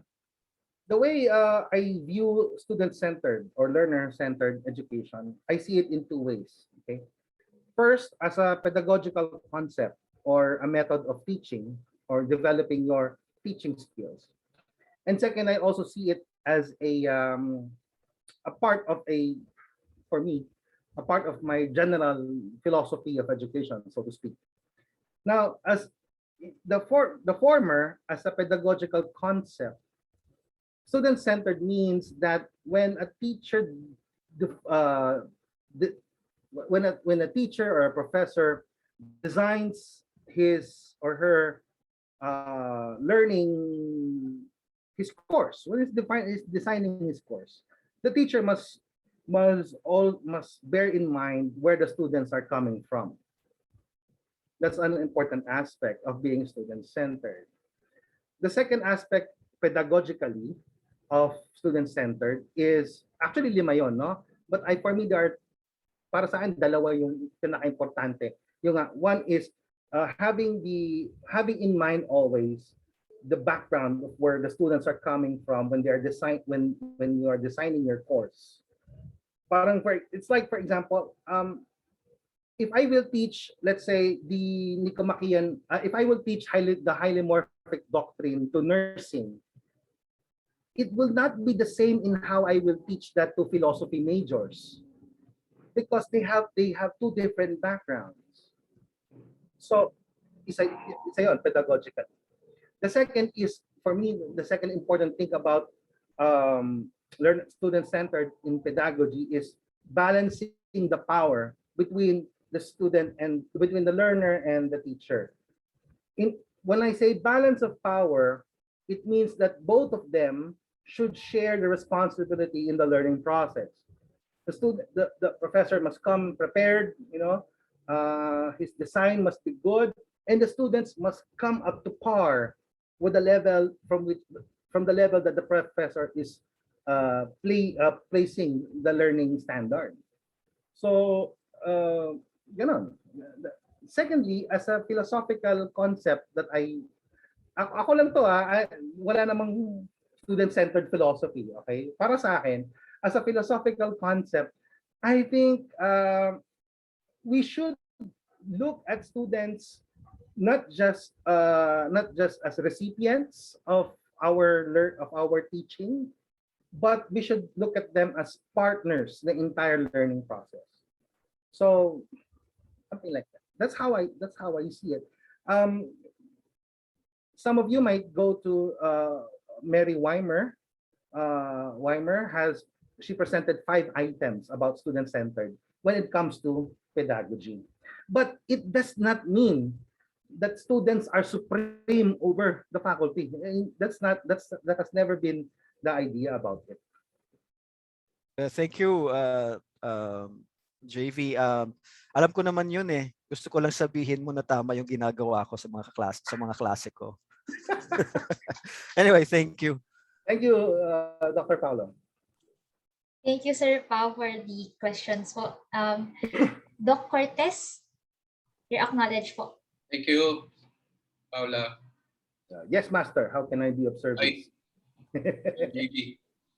Isa lang yung aking concern kasi you mentioned what is enlightenment, of course. Ang hinahanap ko ay yung at sa tingin ko crucial na mabanggit at saka magamit doon sa papel yung public use of reason at saka private use of reason.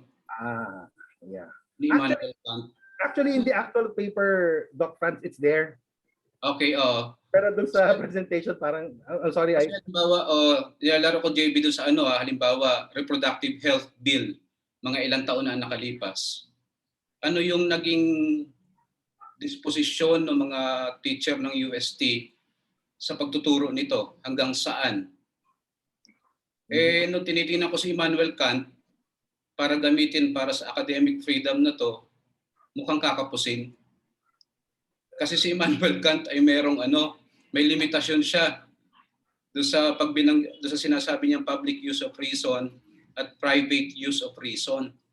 Kasi sa kanya, argue till kingdom come, but in the final analysis, obey.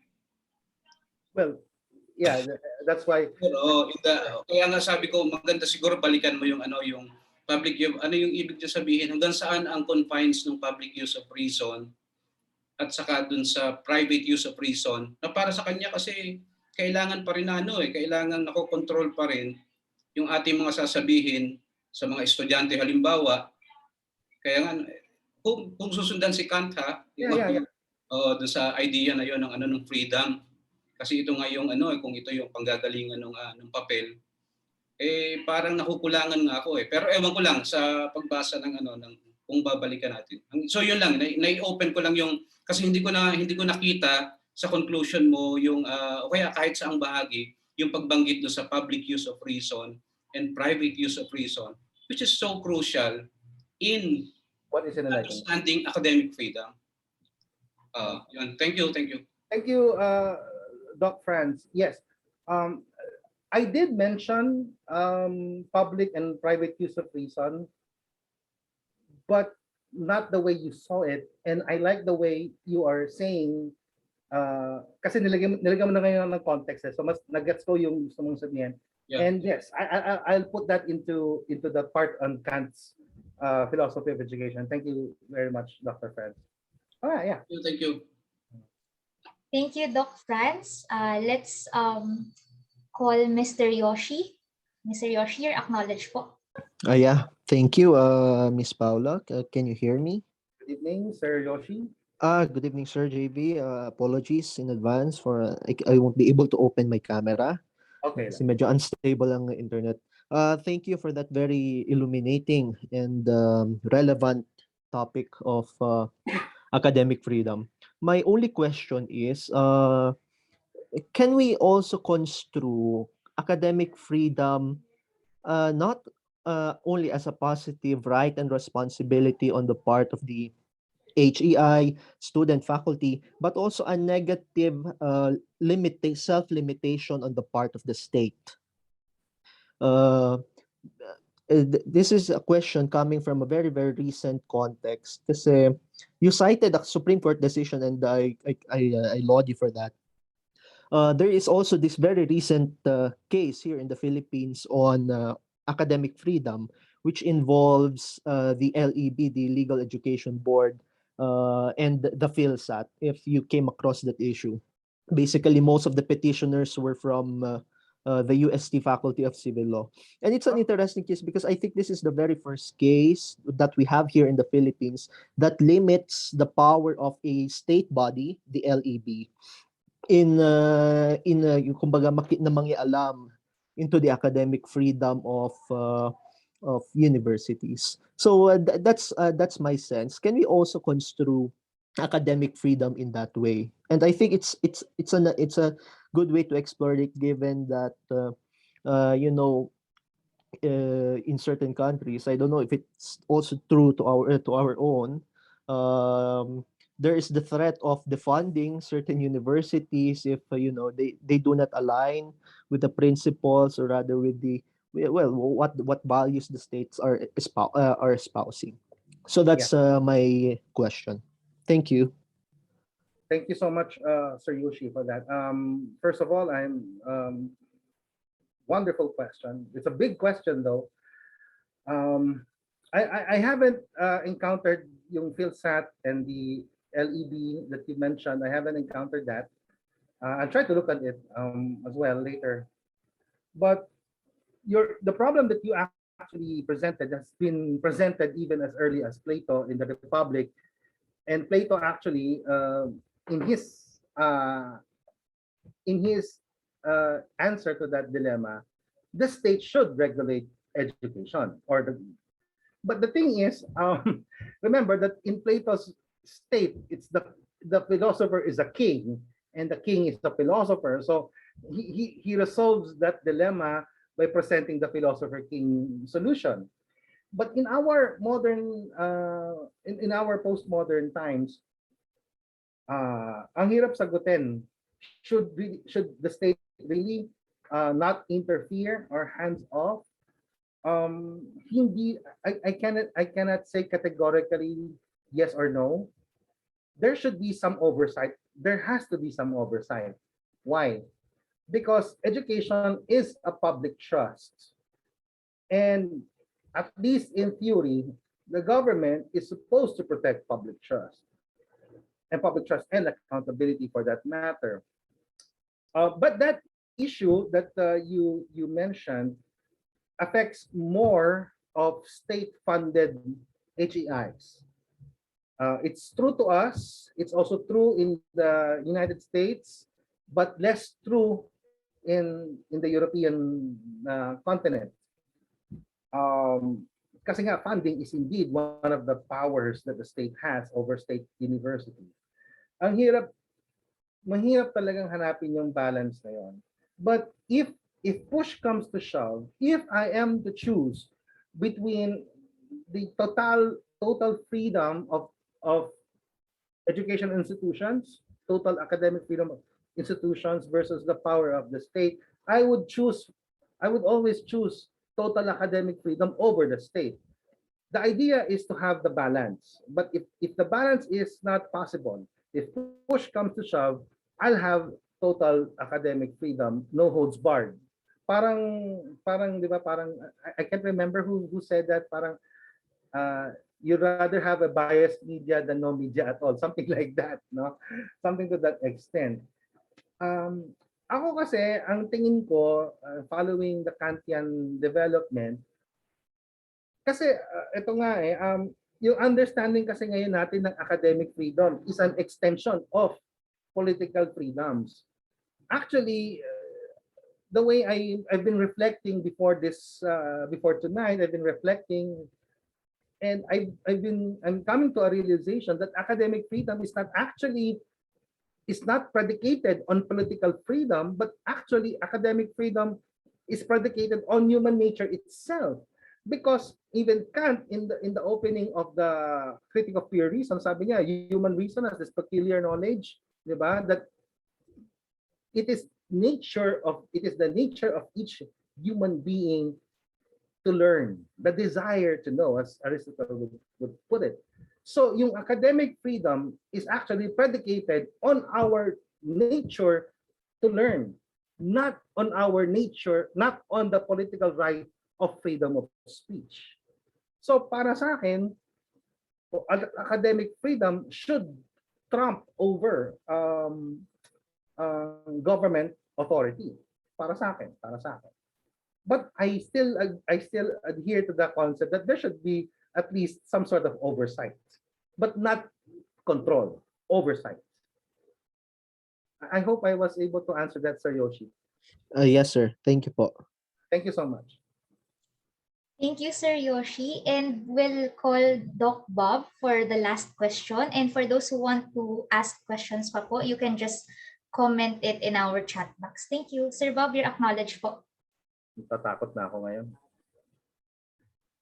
Bibili lang ako ng balot. Medyo mahina, Sir Bob. Naririnig ko yung balot sa ano mo sa background mo. Masaya yung Maikli lang ang tanong ko, JV. Yung yung side belief ng teacher, for instance. Let us say atheist siya or communist or member ng dating daan or anti-vaxxer or anti-5G. Kasi may friend kasi ako, nagpo-post siya ng mga anti-5G material sa Facebook niya. Tapos pinagalitan siya ng dean niya. Yeah. Yun, hindi ko alam kasi kung yung nangyari sa case niya, ano ba yun? Violation kaya ng academic freedom or ang admin ba natin may right makialam sa mga post natin na hindi naman academically related. I mean, post mo sa Facebook mo, na personal mo naman yun, di ba? Hindi naman para sa eskwelahan yan. Hindi ko alam kasi parang dinidiscuss nga namin ng friend ko yun kasi personal belief niya yun. Pero syempre, may effect yun dun sa mga faculty friends niya or wherever. Nagkakaroon ng silencing effect. Oo, parang ganun ang dating. So, yun lang. Yan ang question ko. Yeah. Okay, first I'd like to separate the vaccine issue, no? Para kasi sa akin lang to. Any school should not impose its moral authority over its faculty. They could promote that moral dictum, they could promote that particular idea, but they should not impose. Because the moment institutions impose things contrary to the opinions, again, ang qualifier ko dito yung learned opinions naman, no? Ipagpalagay, sige, balikan natin yung anti-vaccine concept niya. If he thinks that the science, the evidences towards the use of vaccines is wrong, then he should have the right to do so. There should be, ito yung sinasabi ni Dr. Franz tungkol sa public use of reason. That whatever you put out in public, you should be accountable to that, and you should be able to defend whatever you say in the public sphere. Yun ang weight, yun ang moral weight ng tao doon. But with regards to what the admin did to that particular faculty, I don't think that's a right thing to do. Because again, Facebook is not within the academe, it's within his personal life. So hindi dapat pinakikialaman yon. But let me also give another example. It happened in UST a few years ago. Last year lang pala. Last year, yung remember the student from senior high school na tinanggal? Para sa akin, mali yun. Kasi legal right niya yun eh. Legal right niya mag-demonstrate. Legal right niya yun na magprotesta. And I would always support students who would like to protest within the bounds of reason, of course, and as long as no one gets hurt. No one gets hurt, no property is destroyed, you're in a peaceful protest. I find that there's no problem with that. That should actually be embraced by university. The university should be happy that they have faculty members, that they have students who can freely say what they want to say in the public sphere.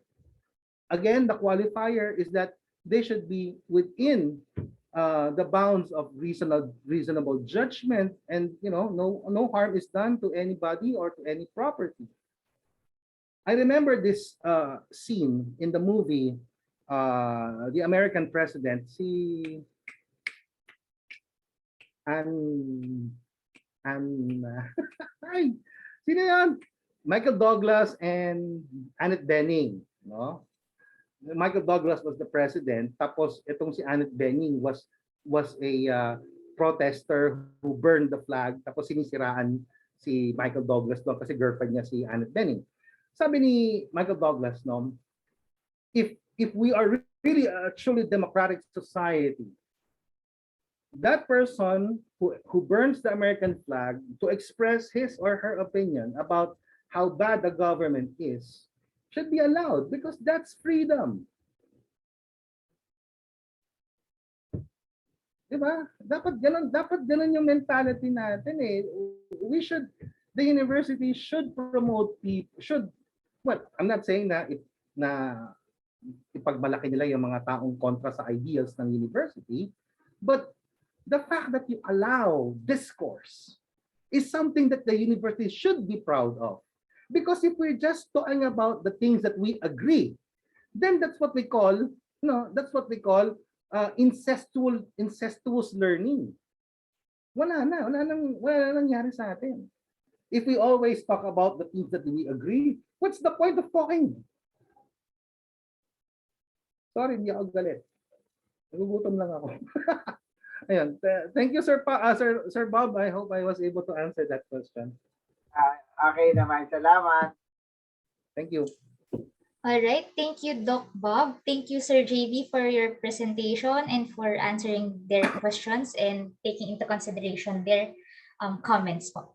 So, thank you, Sir JV. Paano sagutan tong question sa chat? Sa chat ko na rin sasagutan? Yes po, or you can just take them into consideration, sir. Okay, thank you. Thank you. Let's continue with our third presenter. Doc Jovi will be presenting his work in progress. So, Doc Jovi, whenever you're ready po. Salamat, Paula. Nadidinig ba ako? Yes po. Teka lang as usual, yung aking computer takes a while.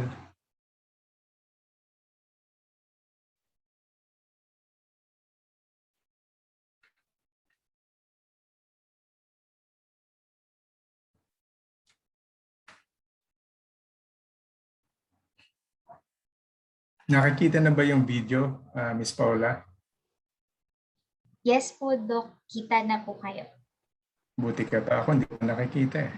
Yung presentation niyo po, wala pa, Doc. Binubuksan ko pa. Teka lang. Sige po, Doc. Okay na to.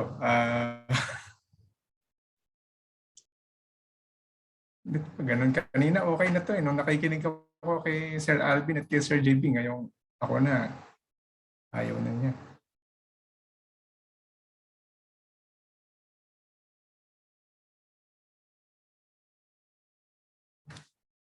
Anyway,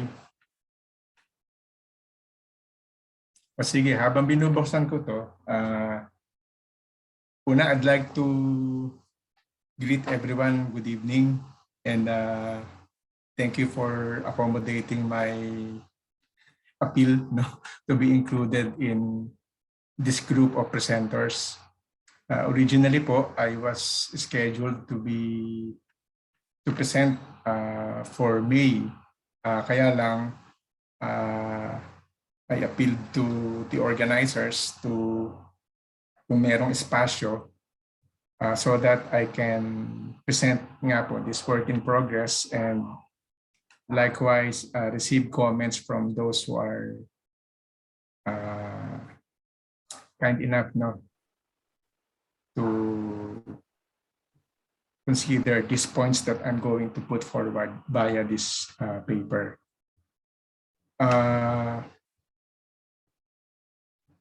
Ito pong paper na to, probably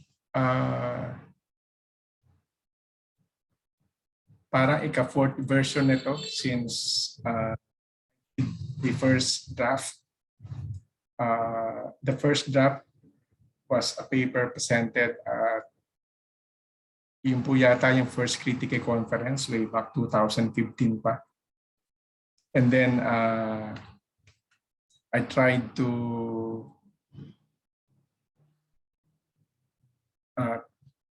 submit it to Critique for possible publication nga po back then. And fortunately, it was not accepted. So I had a chance to review the paper and to rework it. So for the last years, I've been working and reworking it. And then in the same span of time, I also tried to present it in various fora with the intent of gathering feedbacks and using those feedbacks to further improve it based on the comments that I received before. And then it took a while po before I'm able to parang bring it to its current form. At ito pong current form na to, I am intending to submit it to Critique again. Baka sakaling matanggap na. And then prior to it, I plan to present it kung matatanggap din in this conference organized by a school in Cebu this coming November.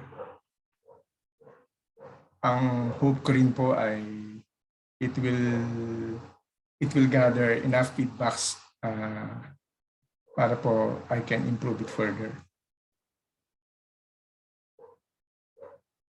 So meanwhile, ang paper ko ay ayaw lumabas. Sandali lang po .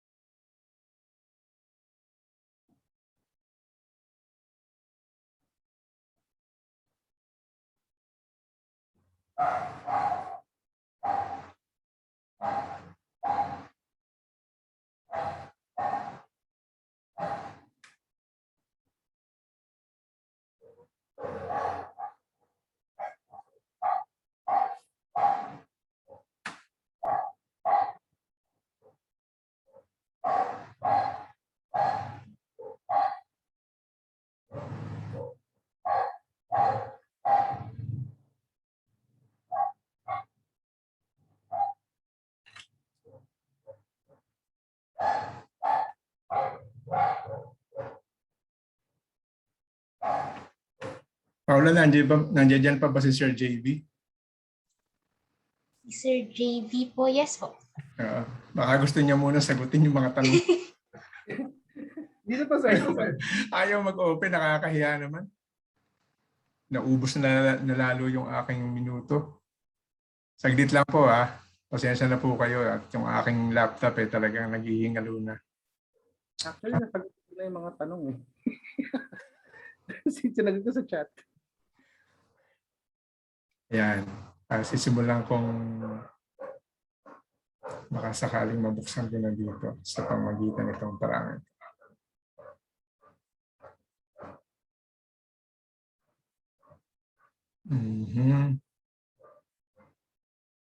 Kaya kung ikwento ko na lang ito.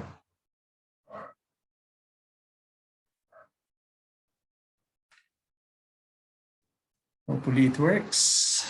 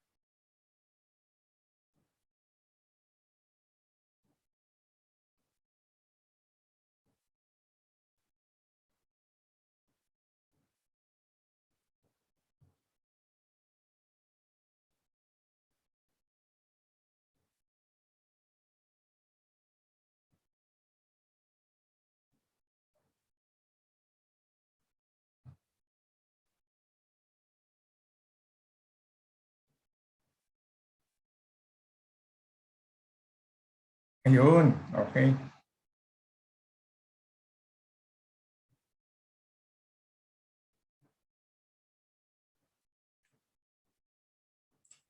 Ang tentative na title po nito, Paula, hindi ko na ipepresenta, baka kung ano na naman yung mangyari. Okay po, Doc. Hopefully, just bear with me po with my reading of the paper. I will just try to read it as slowly as I can. And then, Paula, just stop me when I am supposed to stop. No? Okay po, Doc. Sige. Siguro mga 2 minutes before my time. Okay. Ang title po nito ay Critical Theory and the Question of Hope, a proposed Thomist response. Ito po yung abstract niya. No? Since this is a paper that was presented in a conference organized by the department together with University of Macau. Ito na po yung third version ng present ko to. Ang title po ng conference na last year is The Crisis of Critical Theory. So I will be using that phrase to introduce my abstract. And here's how it goes. The title of the conference, The Crisis of Critical Theory, is dramatic as it is argumentative. On one hand, it admits a certain deficit which problematizes critical theory's perceived radicality. And on the other, it leaves the determination of such deficit open to further examination. What we have here is a curious case of a philosophic tradition gripped by internal crisis despite its relative success as a dominant mode of social critique. In this paper, I will dwell on the theme of hope by a perspective that reckons it as a political question, which in either domains, critical theory or Thomistic studies, remains underdeveloped. The argument I wish to pursue is that authentic hope cannot but include a theological horizon, and that the same theological horizon is necessary for a humane and liberative social imaginary.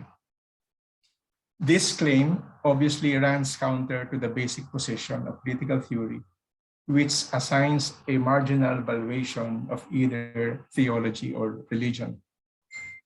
What I aim to offer via this paper is the possibility not so much of fixing critical theory's own crisis, but of providing a sketch of a critical discourse where a theology of hope Specifically, a theology of hope filtered through a Thomist lens takes center stage. Two important implications can be drawn from this effort. Number one, that political critique is not exhausted by a historicist and anti-theological discourse. And second, that an alternative reading of Aquinas' theology of hope can offer lessons sympathetic with the aims of critical theory, despite their fundamental polarity. I shall endeavor to put forward my argument in three parts. In the first part, I will rehearse an account of a social imaginary propounded by Charles Taylor and show that, against the popular opinion, modernity has not totally displaced a theologically informed vision for humanity. In the second part, I will extend Taylor's theoretical exploration and dovetail it with the recent debates within the Catholic theological circle, which pit on one side a reading which rejects Aquinas' theology of hope for being historical, and on the other, an interpretation which reiterates its theological poignancy without relying on a historicist perspective. In the third part, I will adapt the latter perspective and propose an articulation of Aquinas' theology of hope, reconfigured through Walter Benjamin's philosophy of history. By reconstructing Aquinas' theological reflection within Benjamin's framework, I aim at offering towards the conclusion an account of Aquinas' thought purported to resonate with the social pathologies of our time, while remaining assertive of his theological commitments. The whole discussion promises to be an alternative reading of both Aquinas' theology of hope and critical theory. It is guided by the question, what sort of critical political discourse can be drawn from Thomas Aquinas' theology of hope? That's the abstract of. Let me go to the introductory part of the paper. In the standard Thomist literature, hope, along with its kindred, faith and charity, is regarded as a theological virtue. The term theological has a strange gravitas to it. For some, specifically the believers, it inspires a sense of awe and reverence. For others, it only suggests something ethereal that is beyond terrestrial, and therefore they would say irrelevant. And yet, ironically, because precisely it is a theological virtue that, for Aquinas, hope is well attuned to the materiality of our human experience. In his definition of hope, Aquinas speaks both of, in quotation marks, difficulty and possibility. Our fragile and fallible nature requires it. A theological virtue like hope is a necessary reminder for us to transcend ourselves and to strive for a purpose larger than our egocentric horizon. It is a virtue because it disposes us towards ethical maturity. It is theological because it elevates our limited human capacities. Critics frown at Aquinas' tact of calling this elevation of human nature theological. It is enough, they say, to use humane when speaking of becoming more human. The term theological, others would claim, also suggests the possibility of one becoming more than human, a scenario which, besides being superfluous, is also farcical. Aquinas, however, does not think of human flourishing in this manner. He never considers that one can be more human than she should be, nor does he accommodate the monstrosity involved in one's becoming more than human. The former is the illusion harbored by delusional authoritarians, xenophobic race, gender, and religion supremacists, and novo-rich snobs. The latter is the fantasy peddled by Marvel and DC Comics, as well as the rabid proponents of transhumanism and AI technology. For Aquinas, human flourishing simply involves becoming fully human, which for him is is a spiritual and moral transformation that comes with finally attaining what one is yearning for. He calls this human completion beatitude or beatific vision. His version of eudaimonia inspired by his readings of Aristotle, St. Augustine, and St. Paul. Becoming fully human for Aquinas is a theological experience, but it is not transgressive. He does not think of humanity and divinity as two unrelated principles, with each trying to outdo the other. As he sees it, there is in every human person an anonymous God, and one consummates her being human when in various episodes of her mortal struggles, she gets to see the unfolding of that hidden divinity vaguely in the beginning until such time that she beholds it, says St. Paul and Aquinas face to face. Towards this end, the human person requires hope. This account of human flourishing, however, is not peculiar to Thomas Aquinas alone. Various wisdom and religious traditions, Jewish, Islamic, Hindu, Buddhist, Taoist, among others, abound with the same testimony. This only goes to show that Aquinas is in good company when he suggests that the theological mooring of becoming human cannot be disregarded. I will develop this theme further when I rehearse Charles Taylor's theoretical account of modern social imaginary. While Taylor does not explicitly take up the question of hope, I will use his theologically suggestive injunction as an opening to explore the place of hope in imagining a better and more equitable future of humanity. It is one thing, however, to speak of hope within the religious frame, and another to employ it as a motive of political critique. To achieve the latter, one requires something that Aquinas unfortunately does not have, that is, an account of immanent history.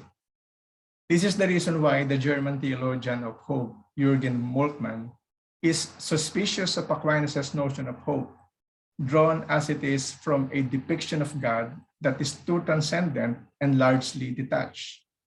For Moltmann, such a God can hardly be expected to be disturbed, let alone moved by the contingencies of human history. After Hegel, it has become practically impossible to undertake any theoretical pursuit without appealing to history, and Moltmann is keenly aware of this obligatory maneuver. His affirmation of liberation theology and an immanent hermeneutic of the Gospels is a proof of his leanings. Notwithstanding this fact, one may remember that Hegel's idea of history, a history that begins with God and ends with God, is but a mirror of the same notion of history prevalent among religious traditions, specifically the Christian religion. Aquinas, along with other major Christian thinkers, subscribes to the same interpretation of history, which traces its beginning from an originary event and its culmination in the eschaton, or the end of days. A reader may fault Aquinas, therefore, for buying into the same historical paradigm, only if she is ready to level the same criticism against Hegel. The charge, hence, that the Thomist hopes theological account is not immanent enough might be true, but this could be a product of reading into Aquinas' texts rather than reading them. This is a claim that encourages me to lean towards Dominic Doyle's nudging of Aquinas' notion of hope on theological terms against Moltmann's historicist view. Doyle's is a reading that provides incentives for understanding Aquinas and his theology of hope in a different light. Nonetheless, despite my own reservation with Moltmann's reading of Aquinas as hope, that does not mean I completely disagree with him. As stated earlier, Doyle may have provided incentives for a more nuanced reading of Aquinas' theology, but his intervention does not invalidate the significant lacuna observed by Moltmann in the Thomistic account of hope, that is, the absence of an explicit historical grounding. I take Moltmann's perspective not necessarily as a dismissal of Aquinas' insights, but as a hermeneutic opening for an updated engagement of his medieval fellow theologian. Hence, in the third part of this paper, I shall attempt to address this quandary by tapping into the notion of history propounded by Walter Benjamin. Readers may find odd this experiment of juxtaposing Aquinas and Benjamin, considering the cultural and historical divide between them. Closer consideration of the fundamental intellectual horizons of the two, however, would reveal that such a gap is not as wide as it may seem. Not only are they well steeped in their respective literary and theological traditions, they also share an appreciation of history, not as a linear progression, but as interruption of movements that move like footsteps in a dance, back and forth, what was and what will come, through the constant stirrings of the present. A superficial reading of Aquinas surely would not disclose this facet of his thought, but it's something what one would not miss with enough attention and patience. Benjaminian scholarship too has the same handicap. Readers often take him either as a philosopher or as a literary figure, but very few recognize him as a religious mind, whose view of history is profoundly shaped by a theological background that he shares with his fellow Jewish thinkers like Franz Rosenzweig, Gershom Scholem, and Ernst Bloch. By bringing Benjamin into the picture, I aim at supplying the historical texture already implicit in Aquinas' theology, an additional theoretical layer to make it more resonant and contemporary. Ultimately, my goal at the conclusion of this paper is to render a critique against the popular worldview which misconstrues hope, either as the sure guarantee of some future consummation of anticipated progress, or the sublation of the unbearable or the tragic. Populist strongmen, scheming profit makers, fanatical religious preachers, clueless educators, and social media influencers feed their minions the same fantasy, and the result is an entire herd, wide-eyed and dazed, under the spell of a rainbow-colored optimism for an end of history when everything will be well, as promised. The kind of hope I am trying to explore is not against the advent of a bright future, as long as it is not pursued as a universal dream that homogenizes all other goals and ends. Unfortunately, our world today is a captive of that universal dream. Given this, I suppose there is a need for a narrative of hope that would disrupt the surplus of optimism and disarming its prefix of positivity. Hope can be disruptive if it induces not a dreamy state, but memory, and stimulates not wistful thinking, but remembrance. In this theoretical scheme, I aspire to speak of hope, not as a well-paved freeway to an appointed itinerary, but as an early warning device signaling us to slow down, to take a second look, and to rethink the very mode of our mobility. If only for this, I would say Aquinas' theology of hope would always have a place in the vision of an alternative modern social imaginary. Stop there, Paula. Mag-8:50 na. All right, Doc. Siguro po we can extend for a few minutes for the questions. Sige, hanggang 9:01. So the floor is open for questions for Doc Jovi.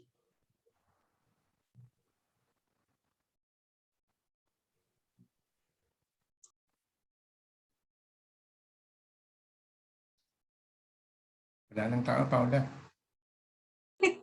Tayo na lang. Doc Pao, you're acknowledged po. Dito pa ako. Ay, sorry. Thank you, sir. Magandang gabi, Jovi. Thank you, Paula, for calling me again. Yeah, I've heard versions of this paper before, but the way it's formulated currently is so far my favorite. Although, of course, sana may time to elaborate on yung Benjaminian, the relationship with between yung theology of hope, no? I'm very interested in that.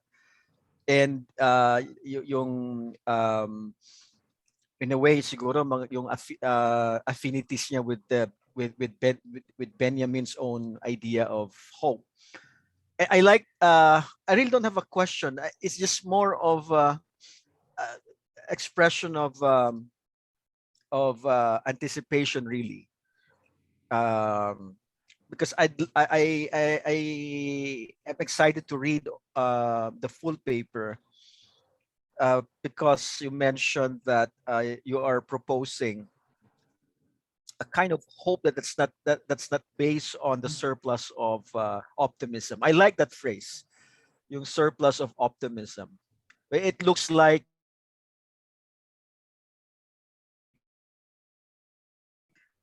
especially the populist,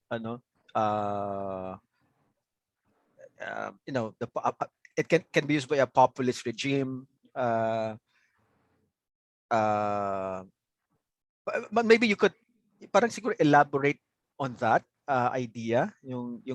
Kasi people would think of hope as optimism. In other words, for many, hope and optimism are synonymous. But here you're proposing a very radical radical notion of hope that is not based on so the surplus of optimism. There is a similarity between that and what I borrowed it actually from from Nick Smith, but in some of my writings, and I think I mentioned it also in the Brown book. It's a kind of hope that is ungroundable. No, it's kind of ungroundable hope. So I wonder if what you mean by hope that is not based on the surplus of optimism is similar, if perhaps not the same as ungroundable hope. Okay, salamat sir. Actually, what I just read is the introductory part of the paper. The juxtaposition between Aquinas and Benjamin will come at the third part. I'm almost there. I'm writing right now that part where I will identify why Ernst Bloch's notion of hope is interesting, but in my project, it remains inadequate. Precisely because of Ernst Bloch's rejection of theology. But in the paper, in the early part of the paper, I already suggested that a liberative or emancipatory vision for humanity cannot but include the theological horizon. I already said it a while ago. But I don't want to develop an argument that will force theology into the discourse for the sake of it. That is why I'll be tapping into Benjamin. Like I said, to supply a more pronounced theoretical layer to something that is already implicit in Thomas's discourse.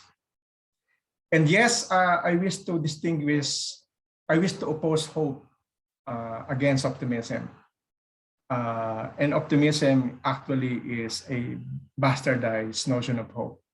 It's something that right now has been totally and completely overused, abused, not only by populist politics, not only by authoritarian regimes, but the entire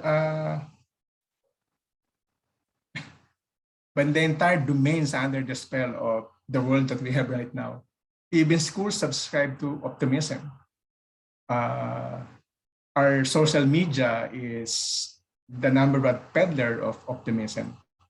But the more we feed people, including our students, optimism, the more we deprive them of the capacity to hope. because in my paper, I will try to argue that against the common notion that pits hope against despair, or that pits hopes against the sense of tragic. Hope includes the sense of tragic. In fact, I'm going to argue that our capacity to hope is dependent on our capacity to integrate and be aware of the sense of the tragic. So for example, if voters next year would simply disregard the sense of the tragic, most probably we will have the same set of leaders that we have today. And once again, these leaders would feed us their versions of optimism of a bright and brand new Philippines, aka Bagong Lipunan, something like that. And the same story goes, and we will be trapped in the same cycle of banality, so to speak.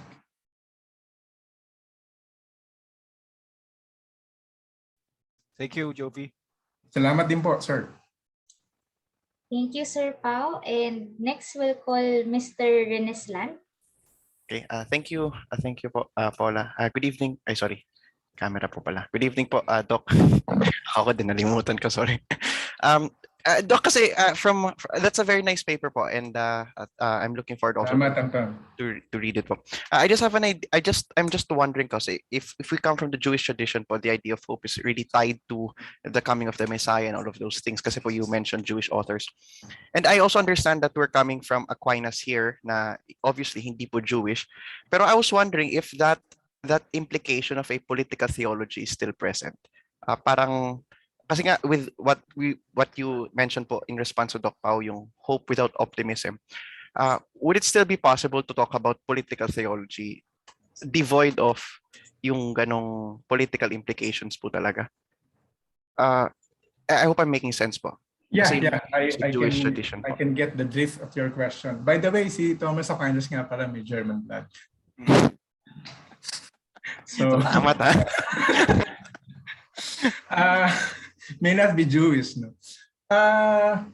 You're right. Aquinas may not be Jewish, but he is well schooled in the scriptures, and he acknowledges the Jewish roots of the scriptures that he studied well. Remember, he is a theologian. And yung sinabi mo na for the Jewish thinkers, I mentioned Rosenweig, Scholem, and Ernst Bloch, na yung anticipation of the Messiah. But do not forget that the other component of that anticipation is their remembrance of their experience of captivity, their experience of diaspora, their experience of being homeless, of being displaced. No? Yung dalawa na yun, the remembrance of their captivity, of the diaspora, and the anticipation of the Messiah, who will actually not come. Yun yung the dynamics doon, yung they're anticipating it. They are in fact aware that the eschaton, yung event na yun, will come, pero at the same time na it will come at a time, at a place that about which they have no any inkling at all. Ganon yung klaseng irony involved in that kind of hope. I'm not saying that Aquinas subscribes to that hook, line, and sinker, but what I'm saying is that definitely in Aquinas' reading of salvation history, because that is what I will try to develop, his sense of hope likewise involved that kind of sensitivity to memory and the dynamism of anticipation. And in my argument, I will try to developed that the sensitivity to memory and the dynamism of anticipation cannot be isolated from each other.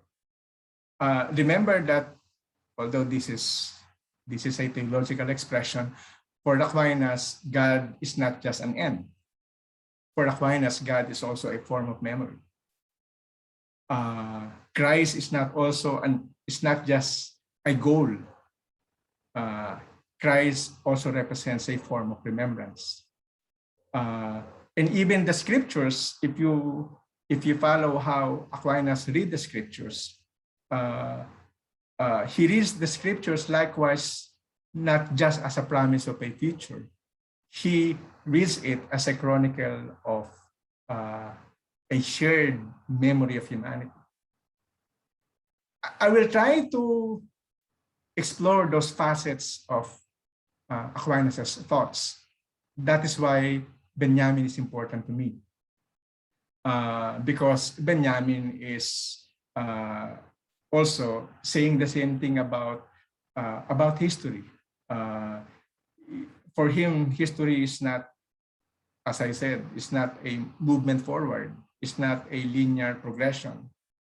History, in fact, history, our sense of hope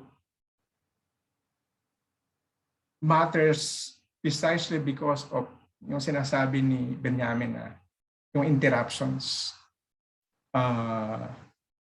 We are able to move forward to the future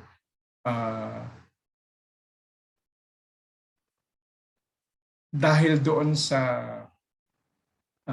interruptions that he was talking about. And thanks to those interruptions, we're able to cultivate hope. Ang problema natin ngayon, we try to deny or parang desensitize ourselves against those interruptions. Parang para sa atin, yung interruptions na yon ay stumbling blocks. Parang unnecessary baggage. Doc, I'm sorry, just a clarification. When you say interruptions today, is that from, for example, a religious point of view, like the coming of Christ, or parang on a daily event po? Hindi. Hindi yun.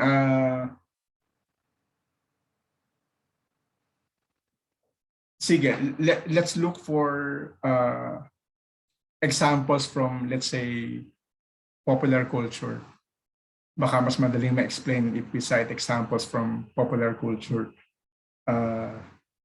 Siguro you have heard or read pronouncements from various celebrities saying things na good vibes lang tayo, positivity lang tayo, parang ganon. Para bang disregard all the negative energies, hindi makakatulong yan. Toxic positivity, Doc. Ano raw yun, Aldrin? Toxic positivity po. Toxic yung mga ganon. Opo. Doon sa popular culture, we can already see that. Yung ganong parang negation, they consider any form that might dilute or obstruct yung surge of positivity as yun nga, interruptions that are not necessary. Pero ang sinasabi nga ni Benjamin, yung interruptions na yon should be incorporated in the way we look at history and in the way we likewise interpret the future. Kaya importante yung, for example, importante yung libro ni Brother Carl. We have listened to Brother Carl doon sa ating conference last July, itong librong ito na Remembrance. Kasi in the context, for example, of the celebration of 500 years of Christianity in the Philippines, nandoon yung drum beating to celebrate it, na para bang the coming of Christianity is para bang crowning glory ng bansa. I'm not saying there's nothing to celebrate about it. It's just that yung commemoration of that event will be incomplete unless we likewise include yung in the language of Benjamin, yung mga interruptions. And he's referring to dito sa librong ito yung experiences ng mga kapwa Pilipino na natin na indigenous. In fact, marami siguro ngayon na talagang totally nalimutan sila. Nalimutan na they are in fact members of the Philippine society. Pero ang ginawa ni Brother Carl is to write about them, narrate their stories, para makasama sila doon sa how we look at an event like Anniversary of Christianity in the Philippines. Mabalik sa ating alaala yung who they are, what we have done to them, or what we failed to do for them. Those are interruptions. Benjamin, naniniwala sa Benjamin na we really cannot grasp the picture of the future unless we allow ourselves to be disturbed by those interruptions.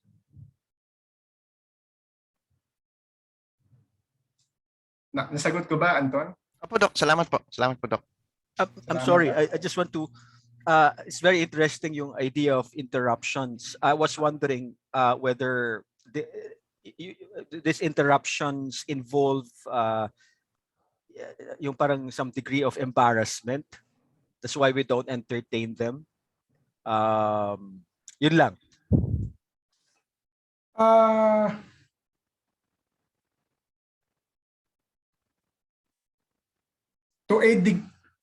To a degree, sir, siguro I would say yes. No.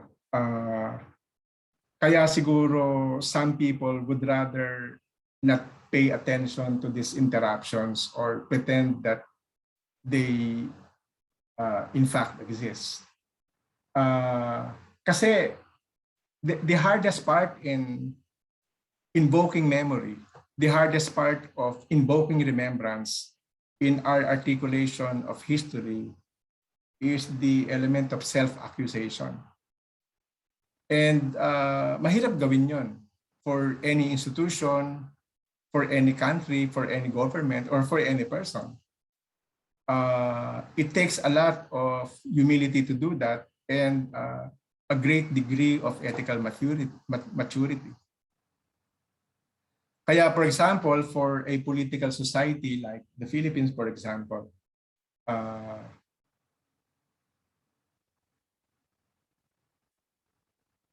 kung yun nga, come 2022, we will elect new leaders again and hopefully nga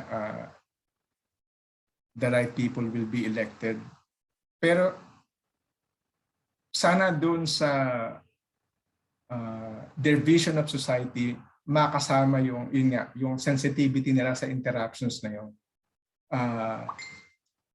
Hindi lang yung vision of society that takes everything forward. Sana yung vision of society that likewise includes what we have failed to do or whom we have failed, parang gano'n.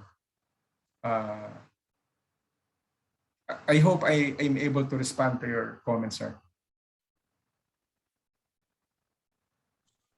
Thank you, Sir Pao, and thank you, Sir Anton. Last, we'll call Sir Jesse for his question. Thank you, Ma'am Paula. I'm not, apologies to Doc if I'm not going to open my camera po. Medyo okay lang, Jesse. Salamat. Namamaga pa po yung mukha ko po. Sinong nangbugbog sa'yo, Jesse? Ay, hindi po, kakatanggal po nung wisdom tooth ko po. Okay, originally I had the same question with Anton po concerning the possibility for political theology, but since you've already addressed it, I have another one which I'm not even sure if it's quite related to the aims of your paper po, but I'm quite excited to read the totality of your work. This question or perhaps query is related to charity po, or love or compassion, or the Christian caritas becoming more of a political rather than a theological concept in today's time. The discussions reminded me of a certain senator trying to amend by way of eliminating due process of budget reallocation of national government funds to local government. In as much as that senator is anchoring his arguments from a notion of charity or compassion, rather as an ideological concept, instead of course, we know of love or charity originally becoming itself as a theological virtue. When you hear yung words na nakakaawa na po or may malasakit po ako sa kapwa ko Pilipino, pinapatagal lang natin ang pagpaplano instead na ibigay na lang yung budget, etc., etc., we get the feeling of looking at love as siguro for lack of better description, weaponized political notion instead of remaining faithful to its own etymology, its virtue of being caritas, where we baptize desire into love without conditions. Siguro. How should we look at this po? I mean, I was wondering what's your take on this, given that you're attempting to provide siguro an emancipatory space for theological concepts to work on par with a political one, so that charity or love, like what you're doing with hope, could not fall under the category of an ideology. So yun lang po, Doc. I was really curious about this. Maganda yung tanong, Jesse. Mukhang mas maganda pa yung tanong mo kaysa sa papel ko. Siguro I would probably not say the word weaponize dun sa context ng tanong mo. Baka instrumentalize is the better term. Yes po. Tama po kayo. Yung that more and more caritas or charity is becoming instrumentalized, especially in a society like the Philippines. Hindi lang charity yung na-instrumentalize. Religion itself, church itself, God himself or herself is being instrumentalized with the aim of expanding political power. The moment or anything related with religion or God is instrumentalized that way, from the point of view of Aquinas, it loses its merit, it loses its value. Kaya siguro, isa itong dahilan why it is so hard to speak of caritas within the context of public sphere. Caritas probably will work well in a smaller community, in a smaller group, or even in person-to-person interaction, but not so much as a basis of public policies or legislations. Kasi ang charity, at least in the way the Christian tradition sees it, always attempts to surpass or even siguro yung parang overcome what is the constraints given by either public policy or law. Sa isang banda yung sinasabi mong politiko na sige, in the name of charity, let's get rid of this deliberation and just distribute money to whoever needs it. Yun yung sinasabi kong, on one hand, para magandang pakinggan kasi you're trying to para bang liberalize, so to speak, the manner by which we disperse public funds. Pero on the other hand, questionable din dahil yun nga, clearly naman that appeal to charity is really being instrumentalized. To sum up the point that I'm trying to make, ako in this paper that I'm trying to write is against instrumentalization of either charity or notion of hope. And then sa tingin ko, there has to be a way, by which we can incorporate charity in our political practices, in our public engagement, without necessarily reducing it to a, alam mo yun, parang para bang medium of legitimation Yes, pa. or public power, or of medium of legitimation either for political power or public policy. Yun lang Jesse. Okay, thank you po, Doc. Okay po yung sagot. Salamat, Jesse. Thank you. Alright. Thank you, Sir Jesse. Thank you, Doc Jovi, for your presentation po. Thank you rin, Paula. Thank you to everyone who participated and presented in our second work in progress seminar. We hope to see you again in the next work in progress. And yeah, so thank you po and good night to everyone. Salamat po sa lahat. Good night. Salamat po. Thank you, everybody. Thank you po. Thank you. Salamat po. Thank you po. Thank you po.